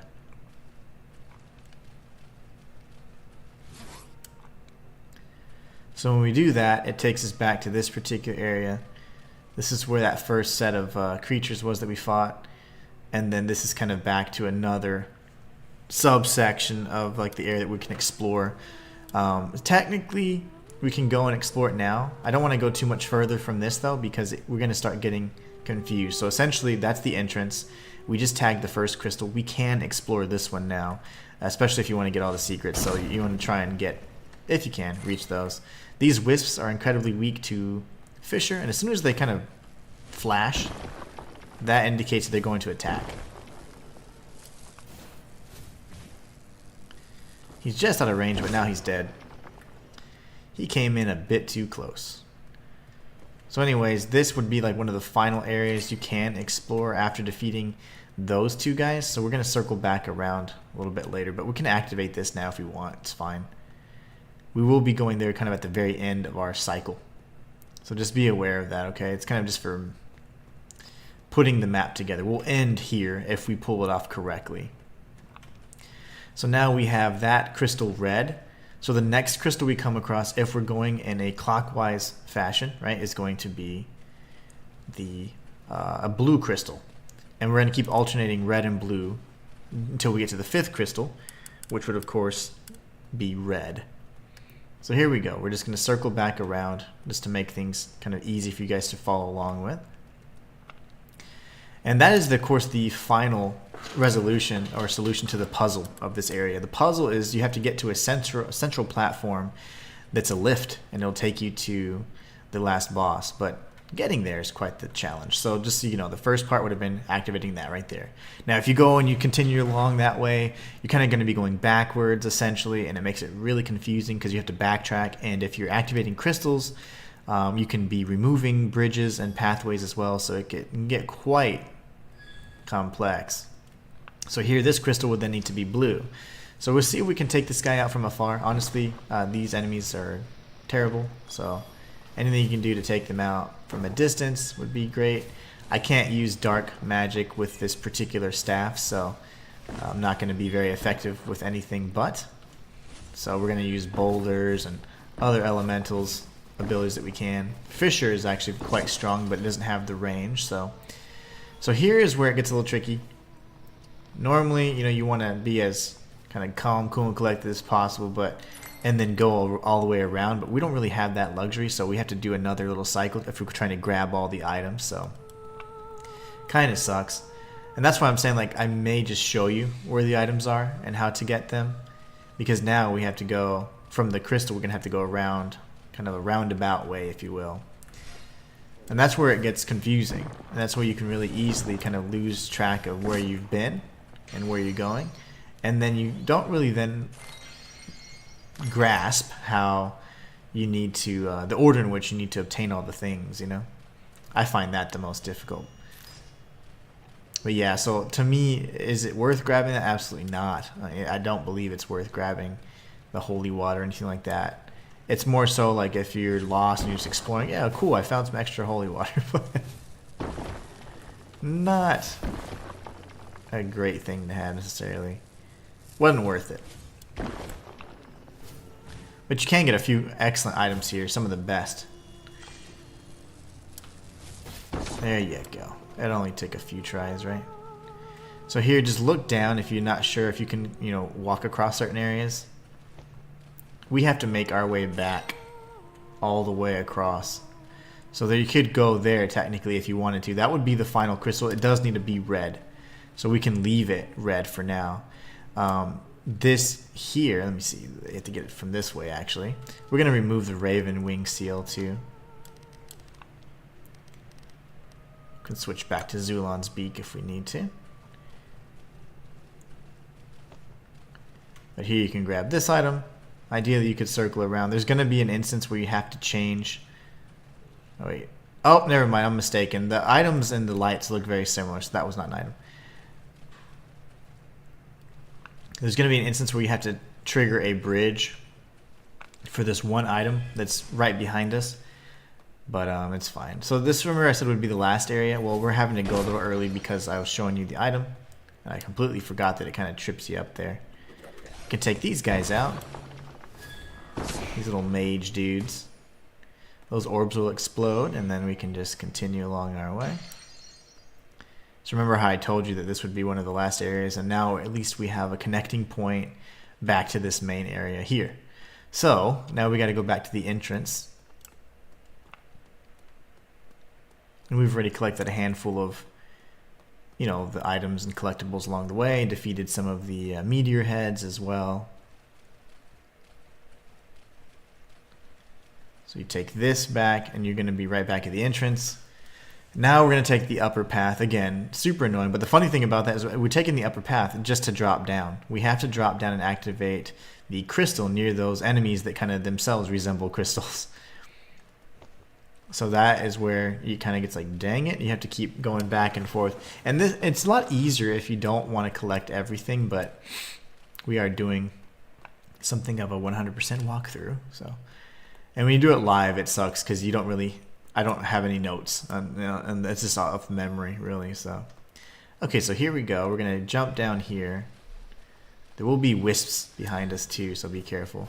Get to the central area if you can. You can take tons of damage here, so just be careful, careful, careful. Okay, use these pillars.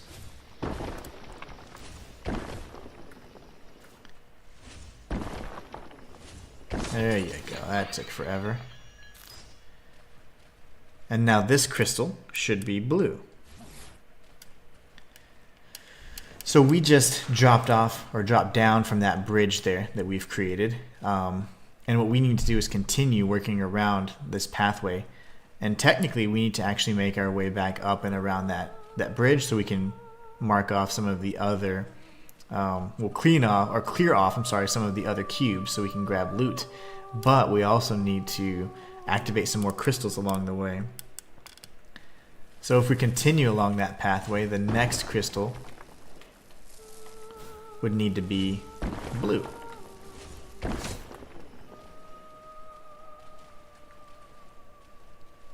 So here we can grab this, and again, if you're ever confused, look down. There's lily pads, and there's also these like underwater like squares or, you know, kind of tiles. That is the ultimate point we're trying to reach, and you can only reach it from that particular pagoda, beyond the one that my hat's at, the one right off at the very end in the distance near the tree. You have to go around, and from there there's a straight passageway, but you have to create the pathway, otherwise, you know, you will not be able to get across, and that's where things get kind of challenging. Okay, dude, bro, can you come over here? Engage. There you go. If he flashes, it's very subtle, but it's there. So he's flashed again, so there you go. He's flashed again. There you go.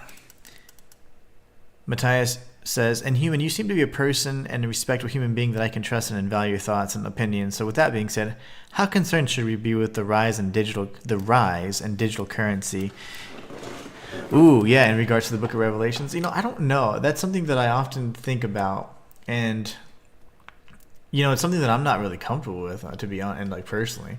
It's something I'm like, I don't know. There's so many different ways to, at least fortunately at this point in time still, to make payments and all that and take care of those things. But it is scary because you think of like how it describes how you're kind of going to be forced into one way, and it's going to be hard to do the right thing, essentially, right? You're going to, if you just want to survive, it's going to be hard to do if you're trying to do it, according to God's will. So it's interesting to think like how that's all going to play out. But I don't know. It's something that I certainly am, it's on my mind, and it's something that I would not resort to. And I feel like if we're ever forced to, that would be a really clear sign of something that's not right, But that's kind of my opinion on it, without getting too deep. We're going to use the bookcase fragments. Okay, so remember, we do have this next area to get to. This one is going to be, that needs to be blue. So essentially, we started off with the very center area. The most recent crystal that we tagged had 2 of those holy crystal enemies, and that would need to be blue. Now this one needs to be transformed to, I'm sorry, the other one was need to be blue. Now this one needs to be blue itself. My bad. Yeah, my bad. So we need to find a way back around, which is going to be kind of difficult because you have to circle all the way around pretty much. There's really not a good way back around. So let's see if we can go this way, potentially find a little bit of a shortcut from this one area that we've activated previously, but don't quite know if we're going to have a platform or a bridge here. Yeah, we don't. So no bridge here for us. That's fine. So we need to take a lengthy route, unfortunately. And if you go there, there's no way up. So like if you actually go back to these little areas here, there's no way up and around. So there's no need to go there. Obviously this leads to nothing. And then we have these platforms here. You can go all the way to this side. And this is one way, but honestly, there's going to be a few things we want to go back and get, sadly. As much as I hate to say it, we got to backtrack a bit. See if we can take this guy out. I want him closer. Usually I get him from here, but those guys have been dealing tons of damage. The holy crystal enemies. Very annoying. So we need to rush. So we're going to go here. See if we can hit this guy. Lovely. Now we're going to come in into the safe area here. I call it safe. It's not quite safe. Not quite safe, is it?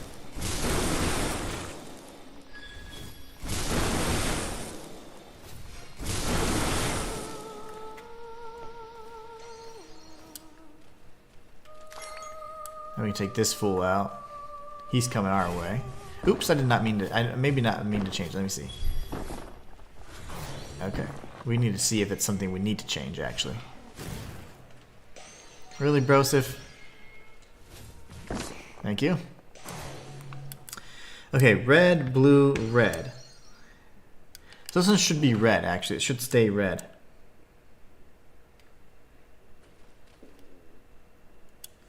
Red, blue, red. Yep, this one should stay red. Okay, so this might actually impact a bridge a little bit later on. So this one should stay red. We're going to continue along this pathway. There's going to be a chest up here. We do need to heal. And we should also use a bookcase fragment to top off. Okay, so here we do have 2 wisps. We can get back, and this is going to be a chest that we can obtain. So we do need to go for it.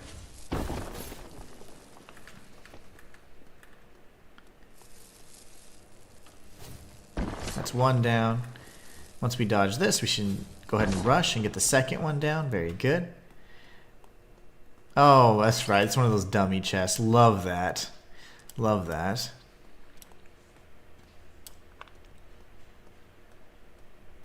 Yeah, yeah, there's definitely some crazy things going on and things that they continue talking about. Even all the tech leaders and all that stuff talking about their quantum computing and whatever else. Like, they're definitely dabbling in things that I feel is not necessarily the best. Seems like you're dabbling with stuff that we just weren't necessarily supposed to be messing with. So here we have yet another pathway. Just so you know, there's going to be a part where we're going to drop down from like a kind of a higher elevation. So that bridge right there to, or that, I guess that central platform right there, that is our final destination. We want to get there. But you can't get there very easily. So we just picked up the white die, just so you know. I'm trying to get this guy. Sorry, not focusing very well, but... Okay. Coming a little closer. He's dead now, hopefully. He's dead now. There he is. And so now we have all the final dies. Every single die that you can obtain in the game, we just collected. So you can then have like a white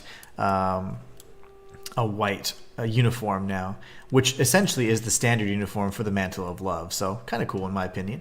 But anyways, we're trying to get there. So now we've obtained 3 of nearly of all the things we can obtain right at this point. We do need to actually go this way. And you see how there's that bridge activated? That bridge is not always there. So what we're going to do is we're going to come up.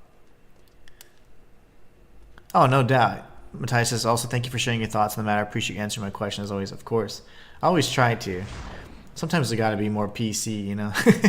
So, and kind of like, you know, talk about things in a way that's not going to offend or hurt others and stuff, but definitely still have an opinion on the matters. Let's see. So this one's going to be a little tricky because I don't have a good spell. So what I'm going to do is I'm going to use this. We're going to switch back to a Pencil of Time. And then I am going to use the Pencil of Time so that I can equip a different spell temporarily. So I do need a good like long distance kind of spell. So I'm going to use Fireball because they're relatively weak to it. So I'll use that for now. And then we'll change it back out. So actually, you know what we could do? We'll change this to Fireball. And we'll keep this Winter Bloom. Now we don't have to change anything out. So now we go back to our equipment. We're going to change back to the Midlight Prisms for our heals. And there we go. So go back to Bookcase Fragment. And we're going to be spamming Fireball like crazy here. So we're going to have to get a rush on this like right away. Okay, here we go. So here we have this enemy. You need to be very careful because again, this dude's super trolly. I almost died there. Okay, we don't want to dash really if I don't have to. We're just going to tank hits, okay? We're just tanking some of these.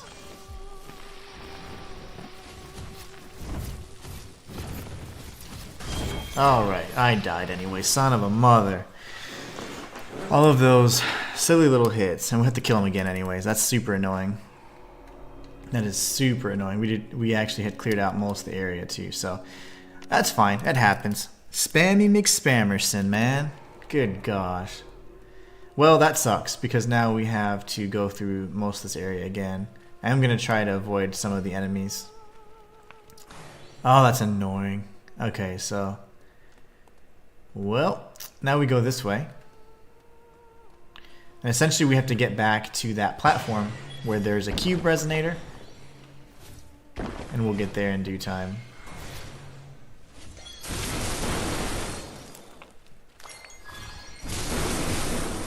Alright. So now, unfortunately, we do have to kind of make a few rounds. So, honestly, we don't need that bridge, but we can always activate just by doing this. We should be able to. I've done it before. Activate! Usually that's enough. That's fine, we don't need it. Look for the... Always keep an ear out for those guys. Those guys are incredibly strong. Unfortunately, they will destroy your life. I'm going to go this way, run straight across.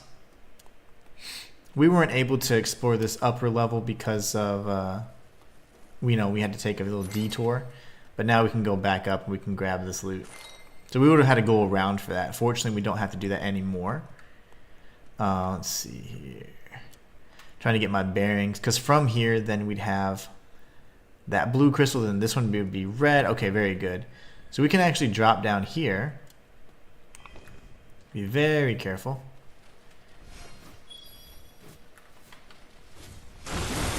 Good. And then we want to come back around this way. It's these spells that are so spammy and they have crazy homing capabilities. It can be pretty difficult to avoid. Yeah, these guys don't have much of a resistance to fire, but at the same time, they're not necessarily weak to it either. Alright, we can use a bookcase fragment. I am going to heal just because we've been killed before with much more health. That guy's taken care of now. We're going to go back around. This is where the chest was that was empty, surrounded by those two wisps. Wispises. We're going to come back up here, and Spammy McSpammerson makes his return. Let's see. Hopefully these guys pursue me. There you go. I didn't want them to hit me, but I did want them to pursue me. I was going to say dodge that, but I instead get hit by it. Either way. Okay, he's dead. I don't think that one's going to follow. Let's see. My boulder might be able to... Yeah. We're not going to be able to hit him with that. But I am persistent. There's no need to do this, just so you know. Now I'm just kind of trying to see if I can hit him. I can't. Alright, so anyways, we do need to go down this way, or you could actually just take the CUBE Resonator. The CUBE Resonator allows you to get additional items. Really? These guys are so annoying. Dodge. Watch the flash. CWTV, I'm just kidding. Boy.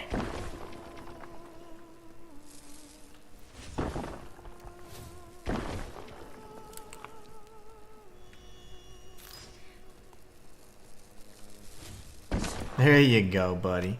Alright, now we can go back over here and then we'll die to that ship again. Spammy McSpammerson, I tell ya.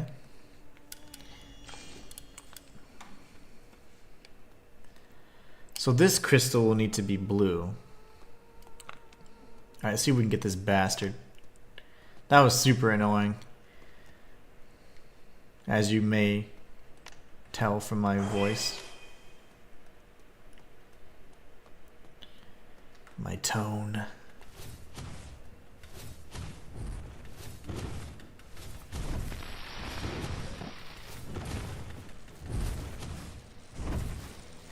Die, fool. Okay. You should have given me another midlight prism just because. But this chest is not a fake. And we get the Tranquil Staff. The Tranquil Staff is pretty much the last staff we can get before we obtain the white gem. So I'll show you guys what it does. It's kind of interesting. It synergizes with the Mantle of Love, naturally. So we go to the Tranquility Staff.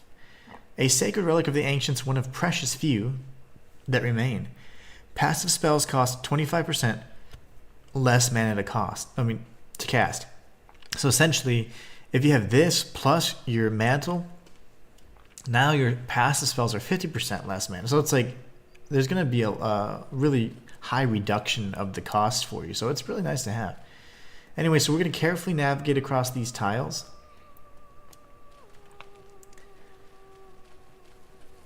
And now the trick here and the hardest part for us is going to be figuring out how to create the bridge that's in front of us. If not, we have to go around and essentially do the red, blue, red, blue, red, blue. So it's going to be a total of 5 crystals.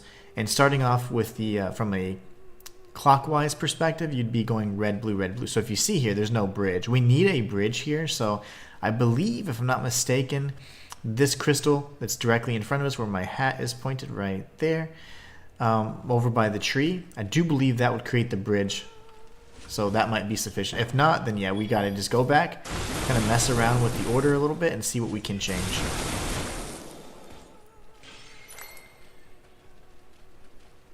Again, not my favorite set of puzzles. Not by a long shot. Fireball, okay, there you go. Alright, now we can kind of just back up.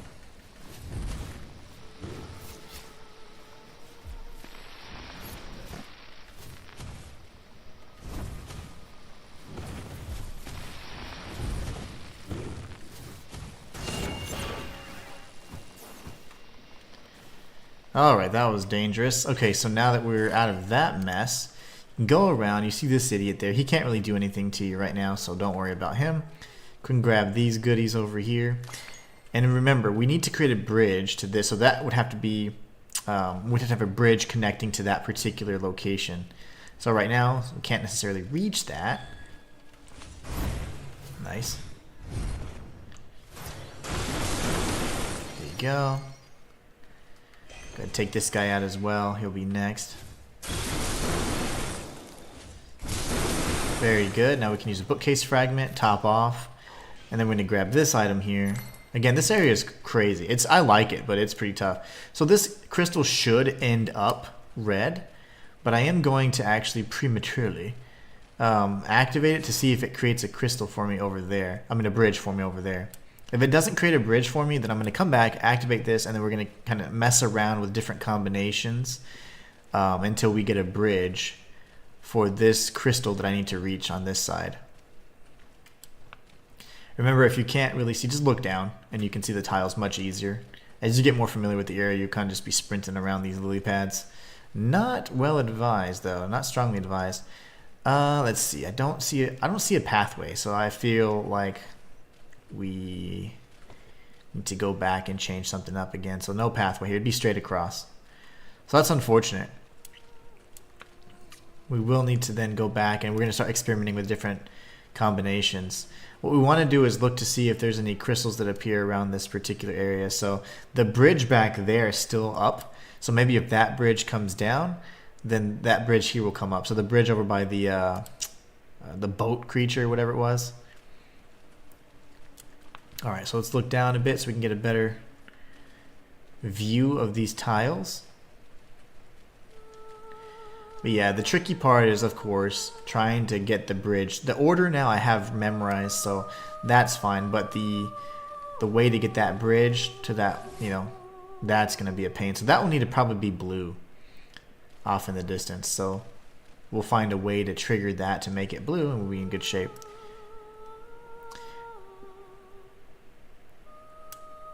Matthias says, you know, I really hate when developers add 50 million ads in a boss fight just to add to the challenge of the boss and make it more difficult. Yeah, I hate that artificial difficulty stuff. Like, to me, it's like, just create a cool mechanic that I have to learn or master in a short period of time or something. But don't give me ads that are just, like, endlessly spamming everything. That's just annoying. Artificial difficulty. He still hit me. Alright, so we got that guy out of the way. We can take out this little wispy fellow over here.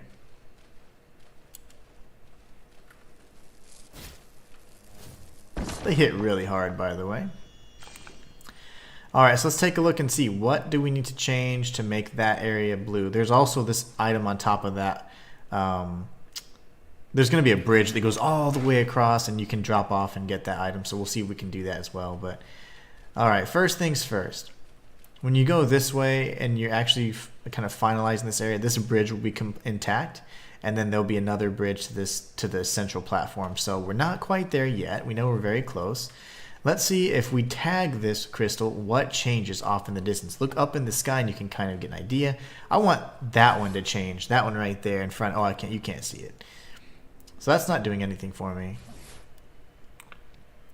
But I wonder if I change this back to blue, this pathway's still intact. So that's curious to me, because that could potentially be a way for me to go back, interact with the crystal, And if that doesn't work, then I'm going to interact with this crystal and see if that changes it as well. Maybe a combination. Remember, every time you're changing or touching one crystal, you're actually moving 2 different paths. Those are some pretty sturdy lily pads. Oh, absolutely. It's like frog weight amplified. Let's see what this does just cuz. Just cuz. What is this changing? It changes these 2.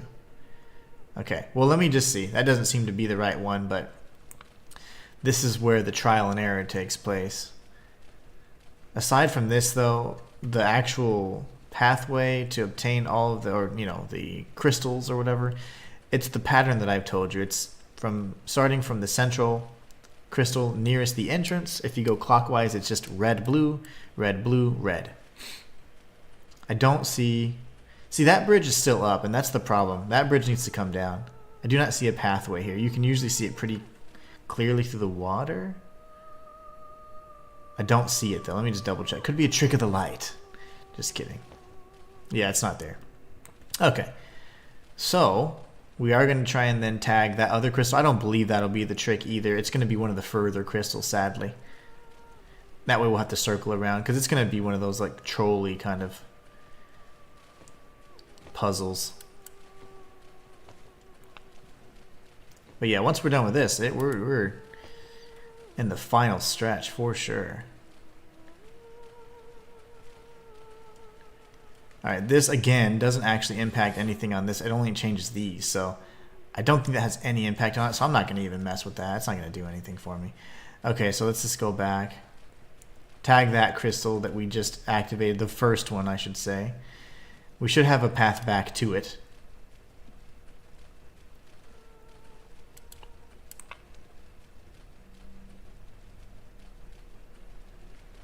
Let's just see if this did anything. Oh no, it shouldn't have, no. We were just over here, so that could have created another pathway to that area, but if we get this pathway all the way correct, we won't have to worry about that anyway, so it'll be fully fleshed out. Okay, so it's kind of like the entrance area again. Hey, bro.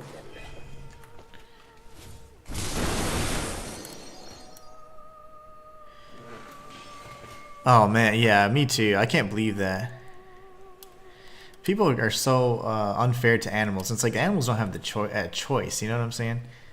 And I feel like some people just take on all the more than they can bear, and then they kind of almost take it out on the animal. They're like, well, can't take care of it, so too bad. It's like, whoa, man. That's a whole life you got in your hands there, buddy. Yeah, I'm not a big fan of that. Just so you know, there's this right here that I often always forget. There's 2 cube resonators, and this is how you get that secret that I was talking about. You're going to just drop off. This will take you to like a multiple different areas going. I hate saying multiple different because that's kind of redundant, but different areas all across the map.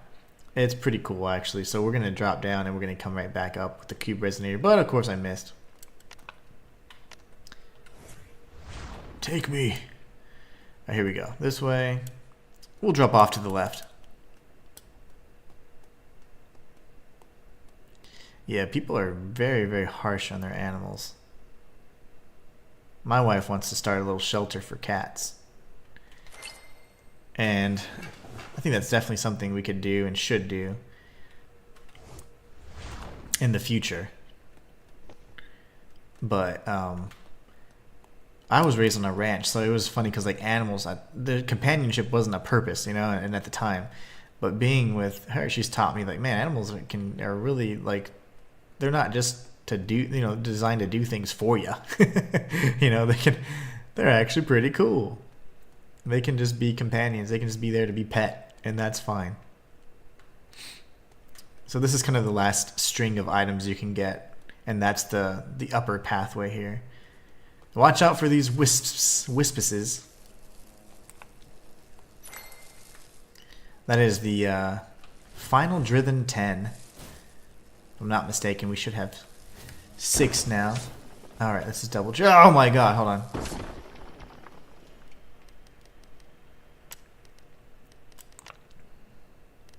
think there's 6. Okay, there's 1 left. We got. So there's 6 total. 6 total you can obtain in a single playthrough. So, alright, so 5 is all you need to get your weapon to +5 though. So we gotta get over there. Obviously we need the bridge connecting that pathway. We need to find any crystal that's gonna allow us to change the pathway over here on this side.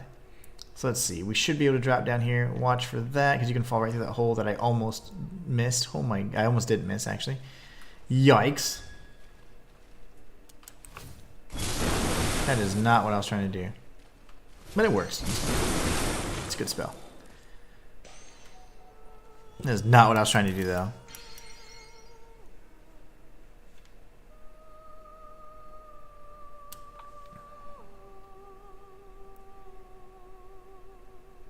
Oh wow. Like, yeah, and then they get all mad at you because you call them out. It's like, no. You can't, you don't just get away with stuff like that, you know? Jeez. I'm telling you. Just like you said in that saying, if you, as soon as you start confronting people with the truth, they're like, what? You're the bad guy. There you go. That might be the trick. Okay, so let's see if that changed anything. This particular one here would need to become red again. So let's see if that does the trick, okay? Hopefully it does, because that would be a relatively easy crystal to return to. But yeah, I think you did the right thing, especially if they're, you know, very blatantly mistreating the animal. Man, yeah, you can't do that. You shouldn't be able to do that. But yeah, initially I guess because I saw so many animals die on the ranch, like, it was so hard for me to form attachments to them in my adult years, because I was like, no, because it'll die. You know, so it was one of those things where I was like, I don't like pets, like, it doesn't make sense. But I don't believe that now. Oh, come on. Oh, okay, good. I was just like, come on. Yay. Okay, 2 paths have changed. Lovely. Now I do need to go back and change that other one. But here's the trick. Can I reach the cube resonator? I probably, yeah. Well, actually, I can go around this way. We'll just do it this way.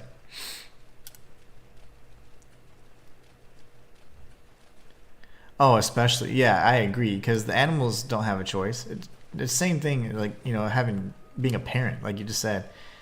If you're responsible for another life, you got to take that seriously, in my opinion.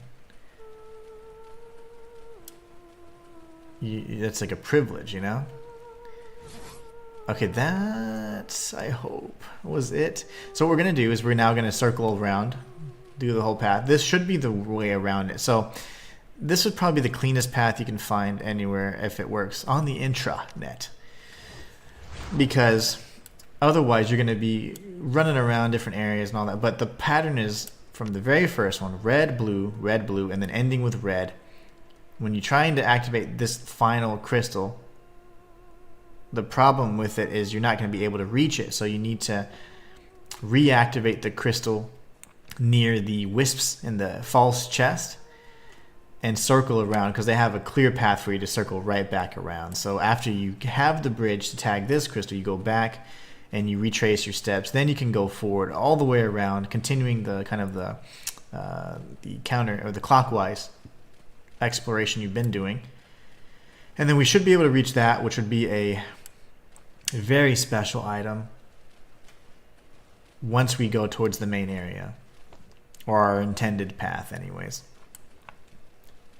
But it should be correct. We'll double check and see.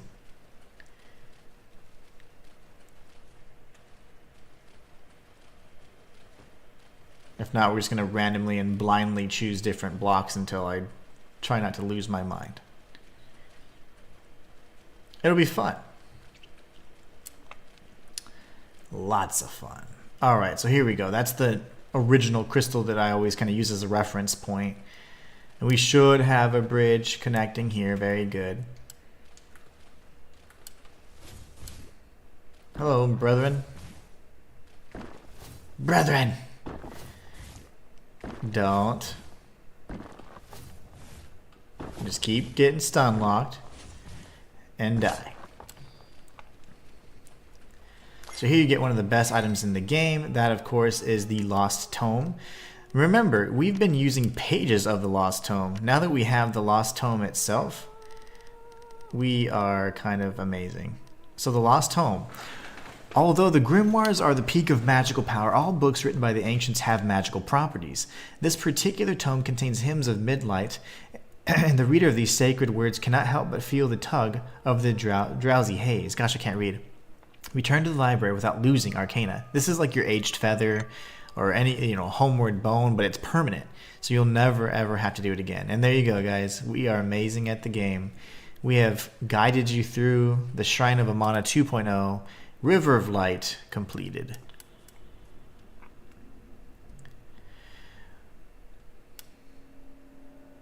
Oh yeah, true. They wouldn't have done anything about it. You know how many times I've tried to use those services or their services in particular and to no avail? Especially regarding human lives? Man, you'd be shocked if I told you.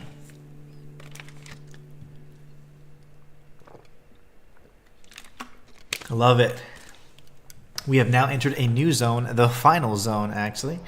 And from here, there isn't an item like there was in the whatchamacallit. What was it? The Cradle of Doom as we went down the Tower of Hatred. Nothing like that. Do not touch that. That'll actually take you back. Activate the memory font instead, and don't ever touch any other memory font in its place. So here you have a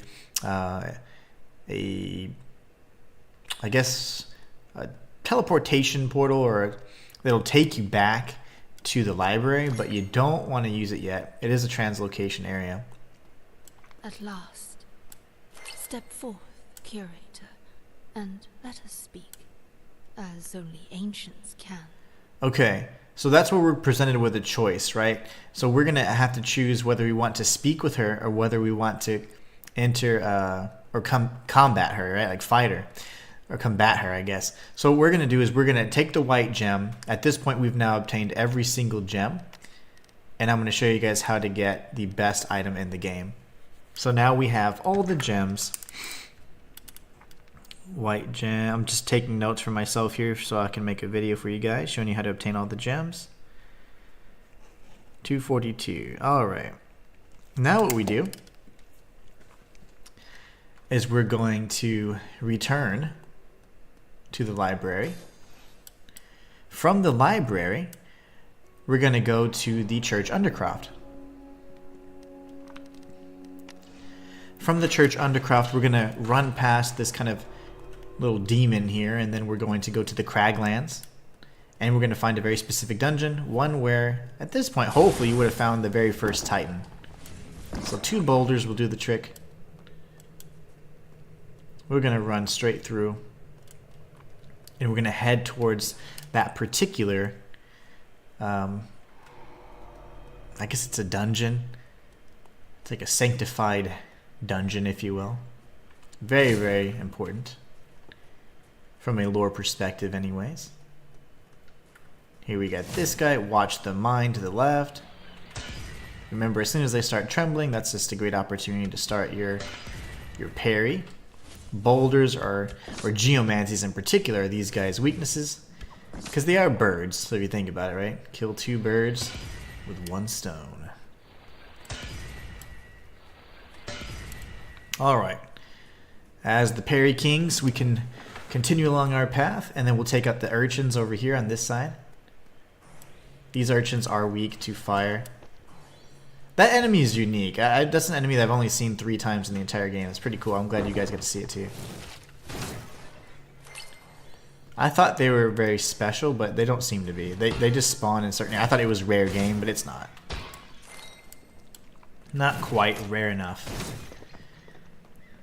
The rare game is actually incredibly rare, and I still haven't seen it on my other file. Indifference. Oof, yeah, indifference is like the key word of the age that we reside in. So here you go, guys. Once you come into this sanctified area here, now that we have all the gems, you're gonna see if you come back here multiple times, you'll see the gems that you have light up. So there you go. We have all 8 gems. Now we can walk through this quarter, bypass the seal, and we'll obtain the very best item in the entire game and the last achievement. The Midlight Staff. Now, the Midlight Staff is pretty awesome because it has the potential to be the very best and strongest staff. So here we go. We're going to get the equipment. And then we go to Midlight Staff here. Now, the reason why it has the potential to be the very best is because every time you level it, it's going to increase the arcane or any type of magic multiplier by a huge amount, up to a maximum of 250. So all across the board, from arcane to dark, you'll have 250 all across the board. So that's going to help you get through Midlight to New Game Plus. Now the only problem is it does drain all Arcana. So if you have any Arcana and you equip that staff, it is completely gone. So you got to be very careful about that. But anyway, so now we have obtained the final staff.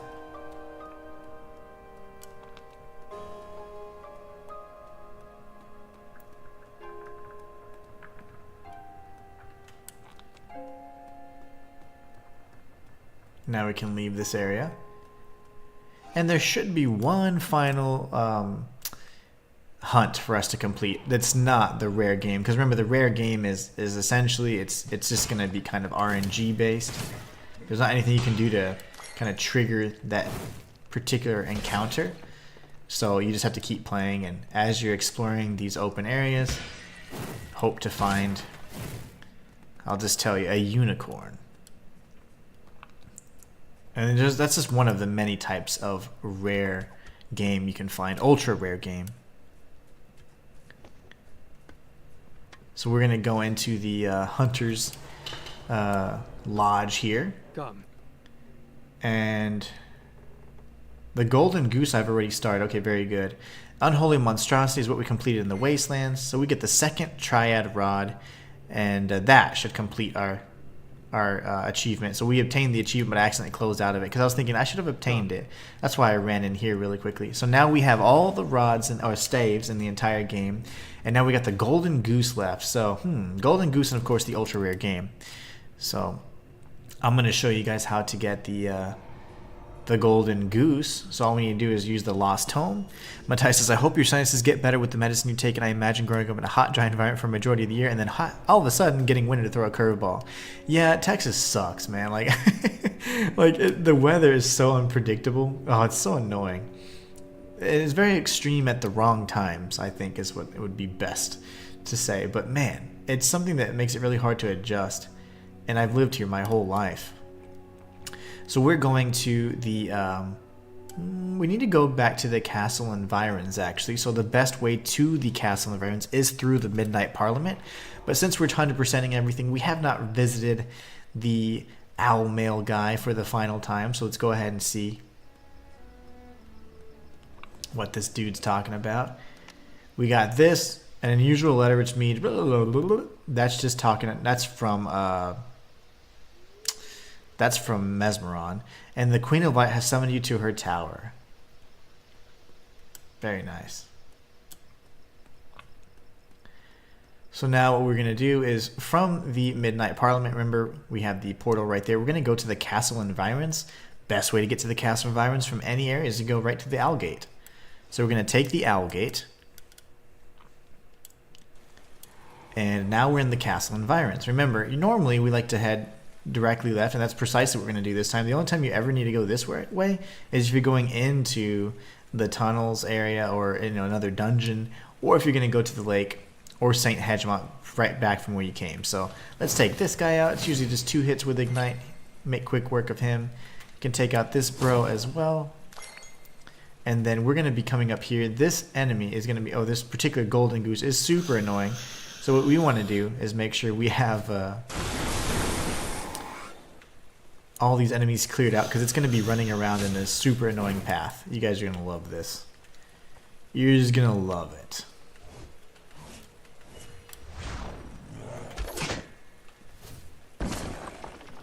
You just don't want to die, do you? You just don't want to die. Alright, so just so you know, down below, there's going to be all these items, right? I mean, enemies. There should be a Golden Goose just running around in the water. You want to be very careful. Just so you know, if you drop down here, this is the pipe I was talking about. I'll take you to the cellars area. You always want to make sure you accept the quest, and I'm pretty sure I did, so we should see the goose wandering around.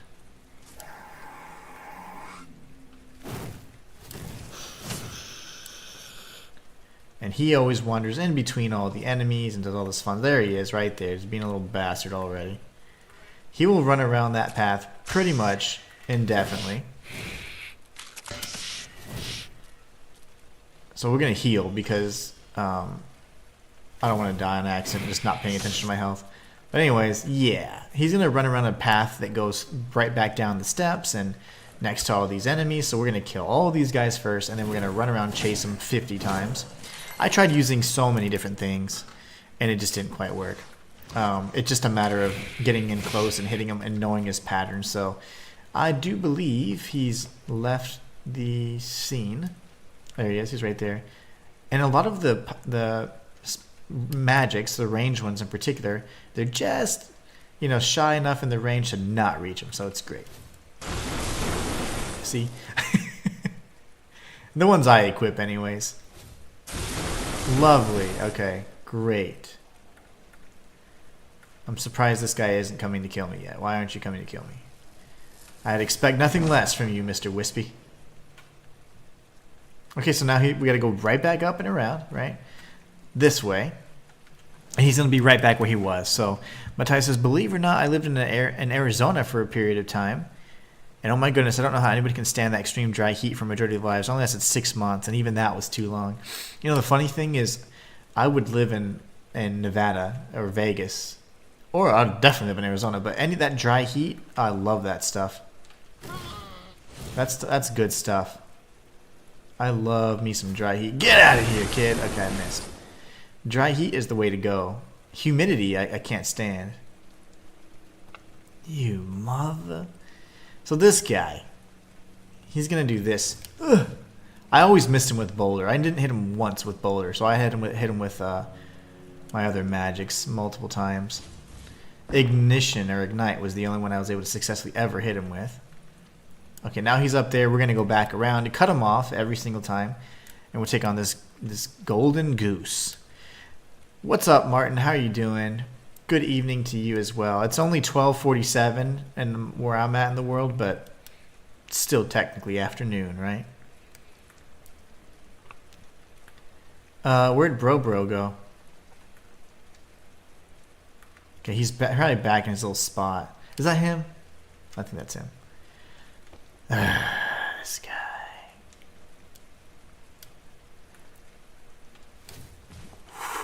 Oh, I got him. That never worked. Okay, there you go. Mark vanquished. Holy hell. So we got the Midnight Prism.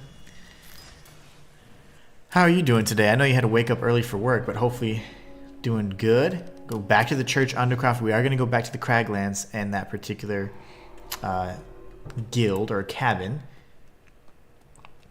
Now we can run back. And then I'm going to explain the 2 endings for you guys. I now have a file. I will have a file after this moment that has both endings.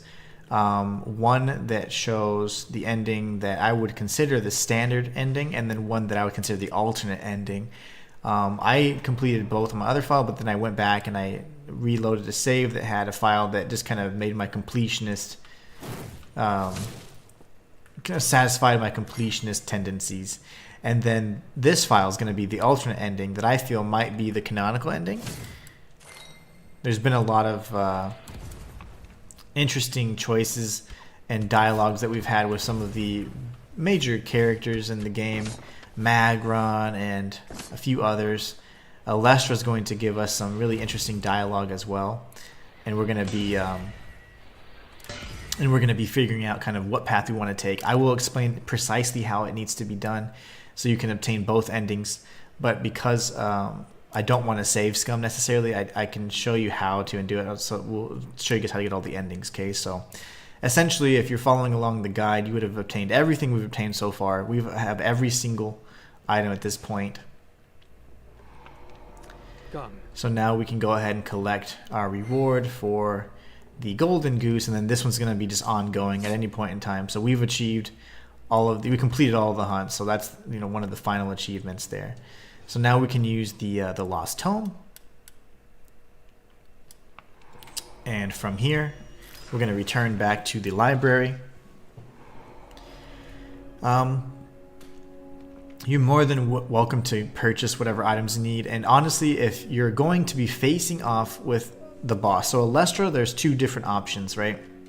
She's going to give you the option to face off with her and obtain the final grimoire, which is the fourth grimoire, the Astrologicon, or she's going to ask you to take another action. If you choose to face off with her, the very best spell to take her on would be using the Death Ray. If you use Death Ray, just bring a few bookcase fragments with you and pop one right before the fight, and then just spam Death Ray and spin in a clockwise fashion, or counterclockwise fashion, and you'll be able to kill her in seconds. Otherwise, it's a very difficult fight. So I'd advise, if you're going to face off with the Lesser and obtain all the 5 books, return the grimoires, then you're going to want to use Death Ray. If you don't want to go that route, then do what I do. So we're going to return to the memory font, and we're going to speak with Alestra, and she's going to give us an alternative solution to the occlusion and the current state of things.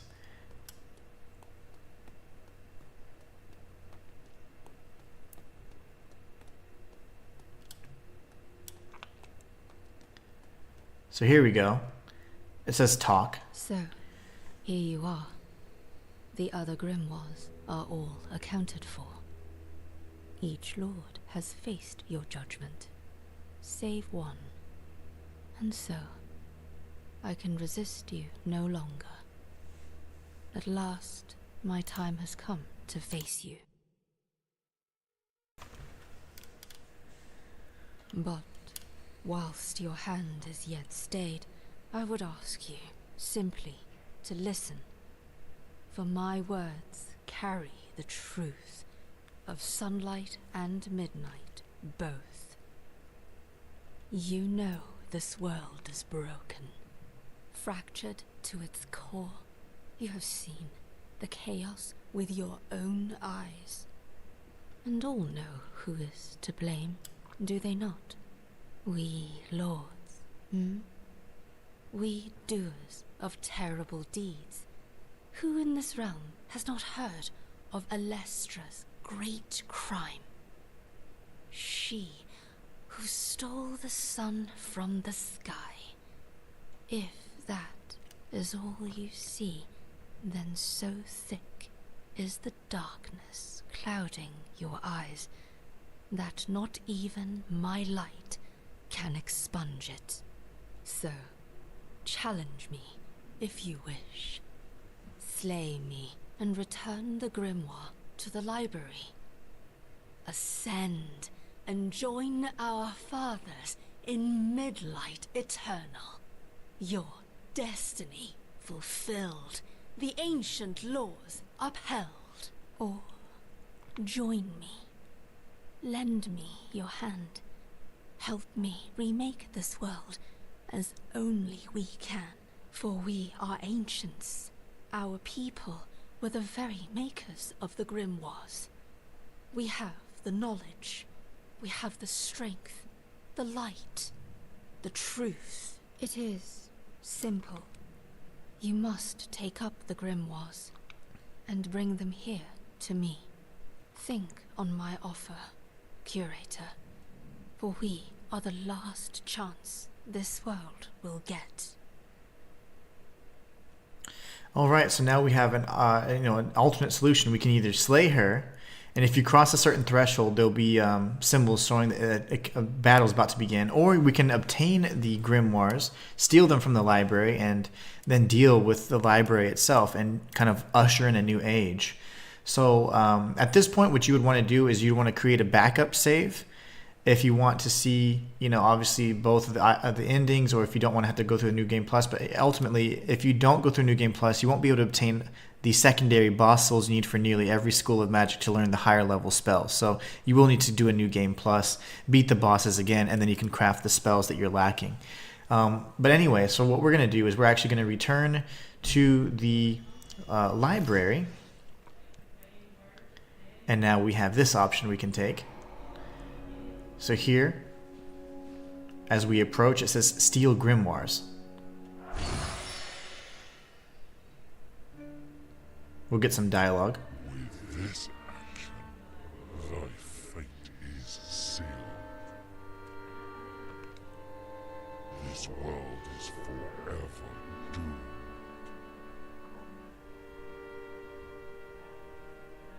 Never again shall the ancients extend their hand.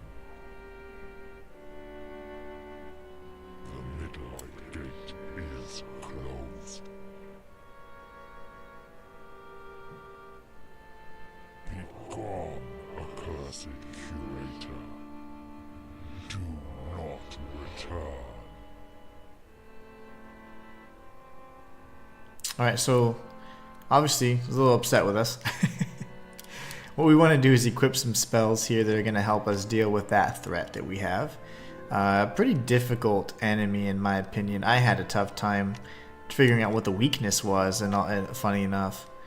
But ultimately we'll still be able to defeat it relatively easily. So if at any point in time you wanted to kind of understand what I was talking about in terms of the spells, so the boss spells, right? So you can unlock any of these, but the boss spells are typically the largest or the strongest spells. So you look at the crafting materials required, and if it says Arcana whatever, it's going to be Arcane from the boss that you need to defeat. So it's one of one. You only have one of each, so you can choose either this one or this one, and then you do the same for this particular class. Am I going to craft Meteor Storm or Purge, right? So you do all that. That's why the second playthrough is required. But anyways, we won't have the time to do that. I did receive a key for the Spirit of the Samurai, so from the dev or from the publisher in specifically. So we're going to be playing that. Hopefully as soon as we can. I'll check at the embargo and give you guys some updates on that. But here we go. We're going to go and we're going to obtain what I feel is possibly the canonical ending for this game, and maybe the one the dev intended for us to obtain, as opposed to continuing the cycle and just mending a broken world, maybe fixing and ushering in a new one.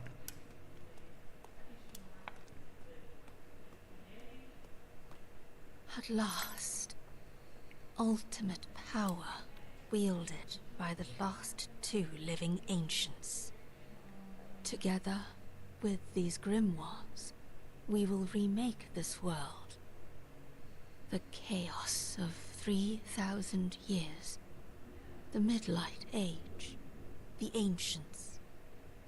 All these things will be nothing but a distant memory, a tale told by few, then fewer, then no one. I believe sincerely that you are the most powerful curator ever to live. In all the central realms, there are none stronger than you. But there is one more thing that must be done. One more task before we can consolidate our power and begin the new age in earnest. The library still stands, and while we hold all 5 grimoires, it will not rest. Soon, you will be made a rogue. A new curator will be summoned, and he will hunt us down. This cannot be allowed. The library must be destroyed. You must raze that infernal building to the ground. This will be your final act as curator. For after it is done, you shall return here to me. Curator no longer, but a lord, patriarch of the new dawn, and architect of the coming age. Now go, end this Midlight Age for good. All of this world, all of this existence, from river to sky, is ours. I shall return. Alright, so let's take a look at what we want to use for our staff to maximize the lightning damage. I do believe the crystal spear will be probably the most appropriate. And we could also, I think, bump this up to to level 9 if I'm not mistaken. No, I'm lacking a few. That's okay. Not necessary, but hey, at least we're matching, right? Look at that. Okay, so looking good, looking good. Now what we do is we go and face off with our bro. Shock Ray was actually pretty effective. It helped me out through this entire fight. So here we go. Let's get ready to witness the end of all things and the beginning of something new. Thou shalt not return from here to attend thy temporal wants before the path treads. So pretty much saying, hey, this is the point of no return. Make sure you clear everything out. So you will begin a new game plus after this. So what I'm going to do is I'm going to create a save point right here. And that way I can always come back to this particular fight. So what we're going to do is main menu, press again. That does create a little save for you. But what we want to do is go to this here. I wonder if I can do that in this particular file, because this isn't like my main profile. This is my alternate profile. So let's see. Let us see. I think it'd be this, right?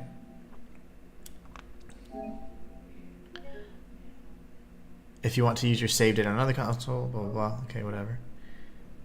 You're not signed in, so I can't even do that. Well, okay, guys, this is it. I can't even do it. So let me think here. You know what I can probably do? Trick the system. So I'm actually going to do this. I'm going to now create a save here. Go to settings. We're going to create a brand new save.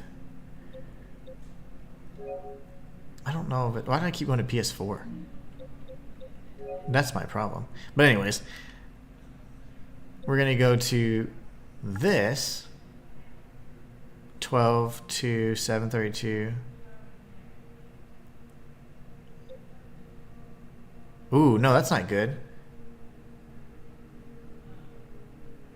That's so strange. That would be beforehand, so yeah, never mind. So because I'm not logged in and the other profile is not tied to any PlayStation Plus, I would not advise doing this because this would take us back to yesterday. So anyways, whatever. We're just going to have the brand new Game Plus file then in that case. Let's see, we're going to go here, change our profile again. And we're just going to beat it. That's my bad, guys. I was hoping that I could kind of do a save point there, a save state, but doesn't look like I'll have the choice. Know that there are none who may suffer the consequence of betrayal like you. I shall resist destruction. This particular fight is difficult mostly because you do have to watch the platforming. He seems to be relatively weak to shock. Wasn't able to really use anything else that was quite effective on him. Could try this though. Yeah, he's just resistant to lots of stuff.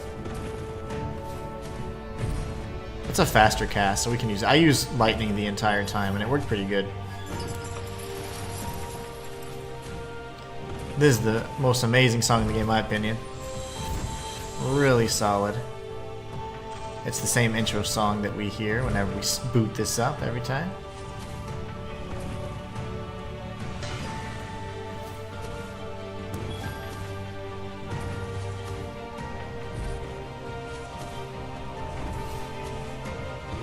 Watch your feet.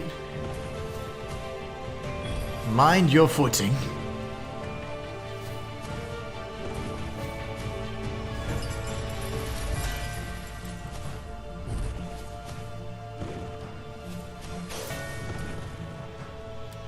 Top off our health. Watch our footing again. Top off our health. Watch for the laser. Parry like a boss.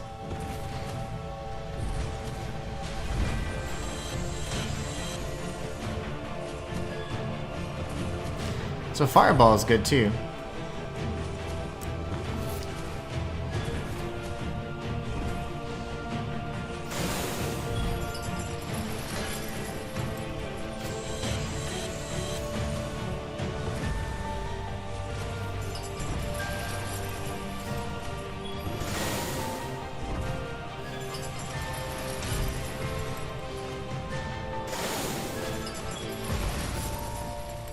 And that is the eye of the library taken down.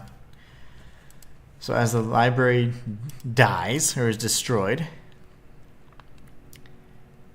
we now get the achievement Overdue, which is the achievement for the alternate ending. And now, with the library destroyed, the Curator returned to the Tower of Light to take his place as architect of the coming age.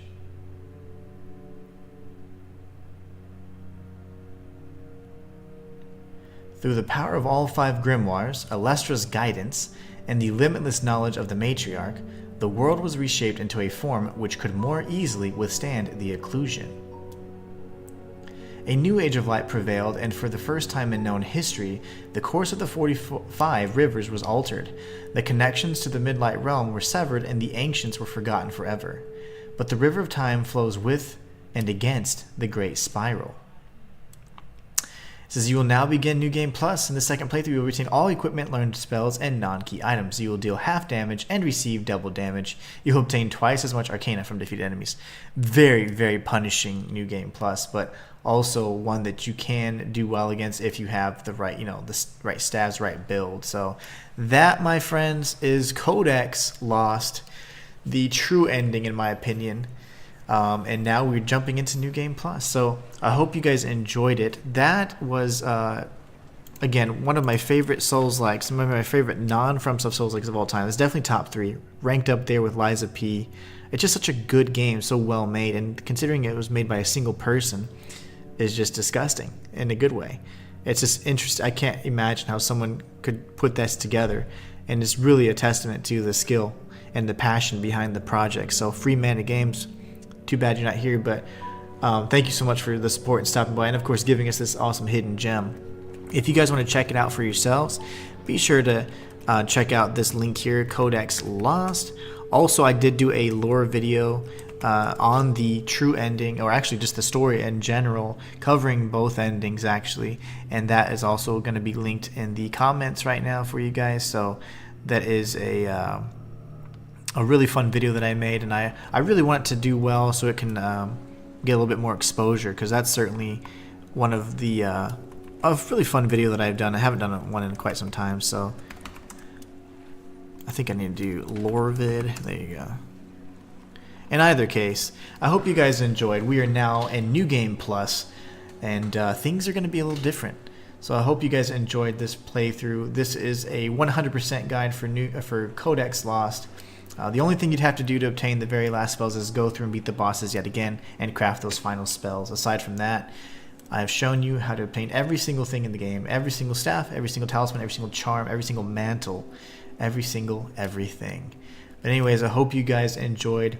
It was an absolute blast doing this. I'm going to pop open my email really quickly to see if there's an embargo on the Spirit of the Samurai. Because if there is not, then we'll be able to check it out. So let's see here. Oh man, that sucks. The review embargo is December 11th, but it doesn't say anything else about it. Interesting. Interesting. I might have to reach out to them to see, but yeah, and they also gave us a little guide too. That's fun. Review coverage, impressions, and streaming are under embargo until December 11th. So damn. So I won't be able to play it until the day before, but I'm actually going to play it ahead of time so I can get a good story explained video for you guys, and I'll be pretty much finished with it before we even start. So I'll give you guys hopefully a walkthrough even. So anyways, you guys are awesome. I want to say thank you all so much for stopping by today and taking time out of your day to hang out with me. Matthias' amazing playthrough and showcase. Thank you so much, my friend.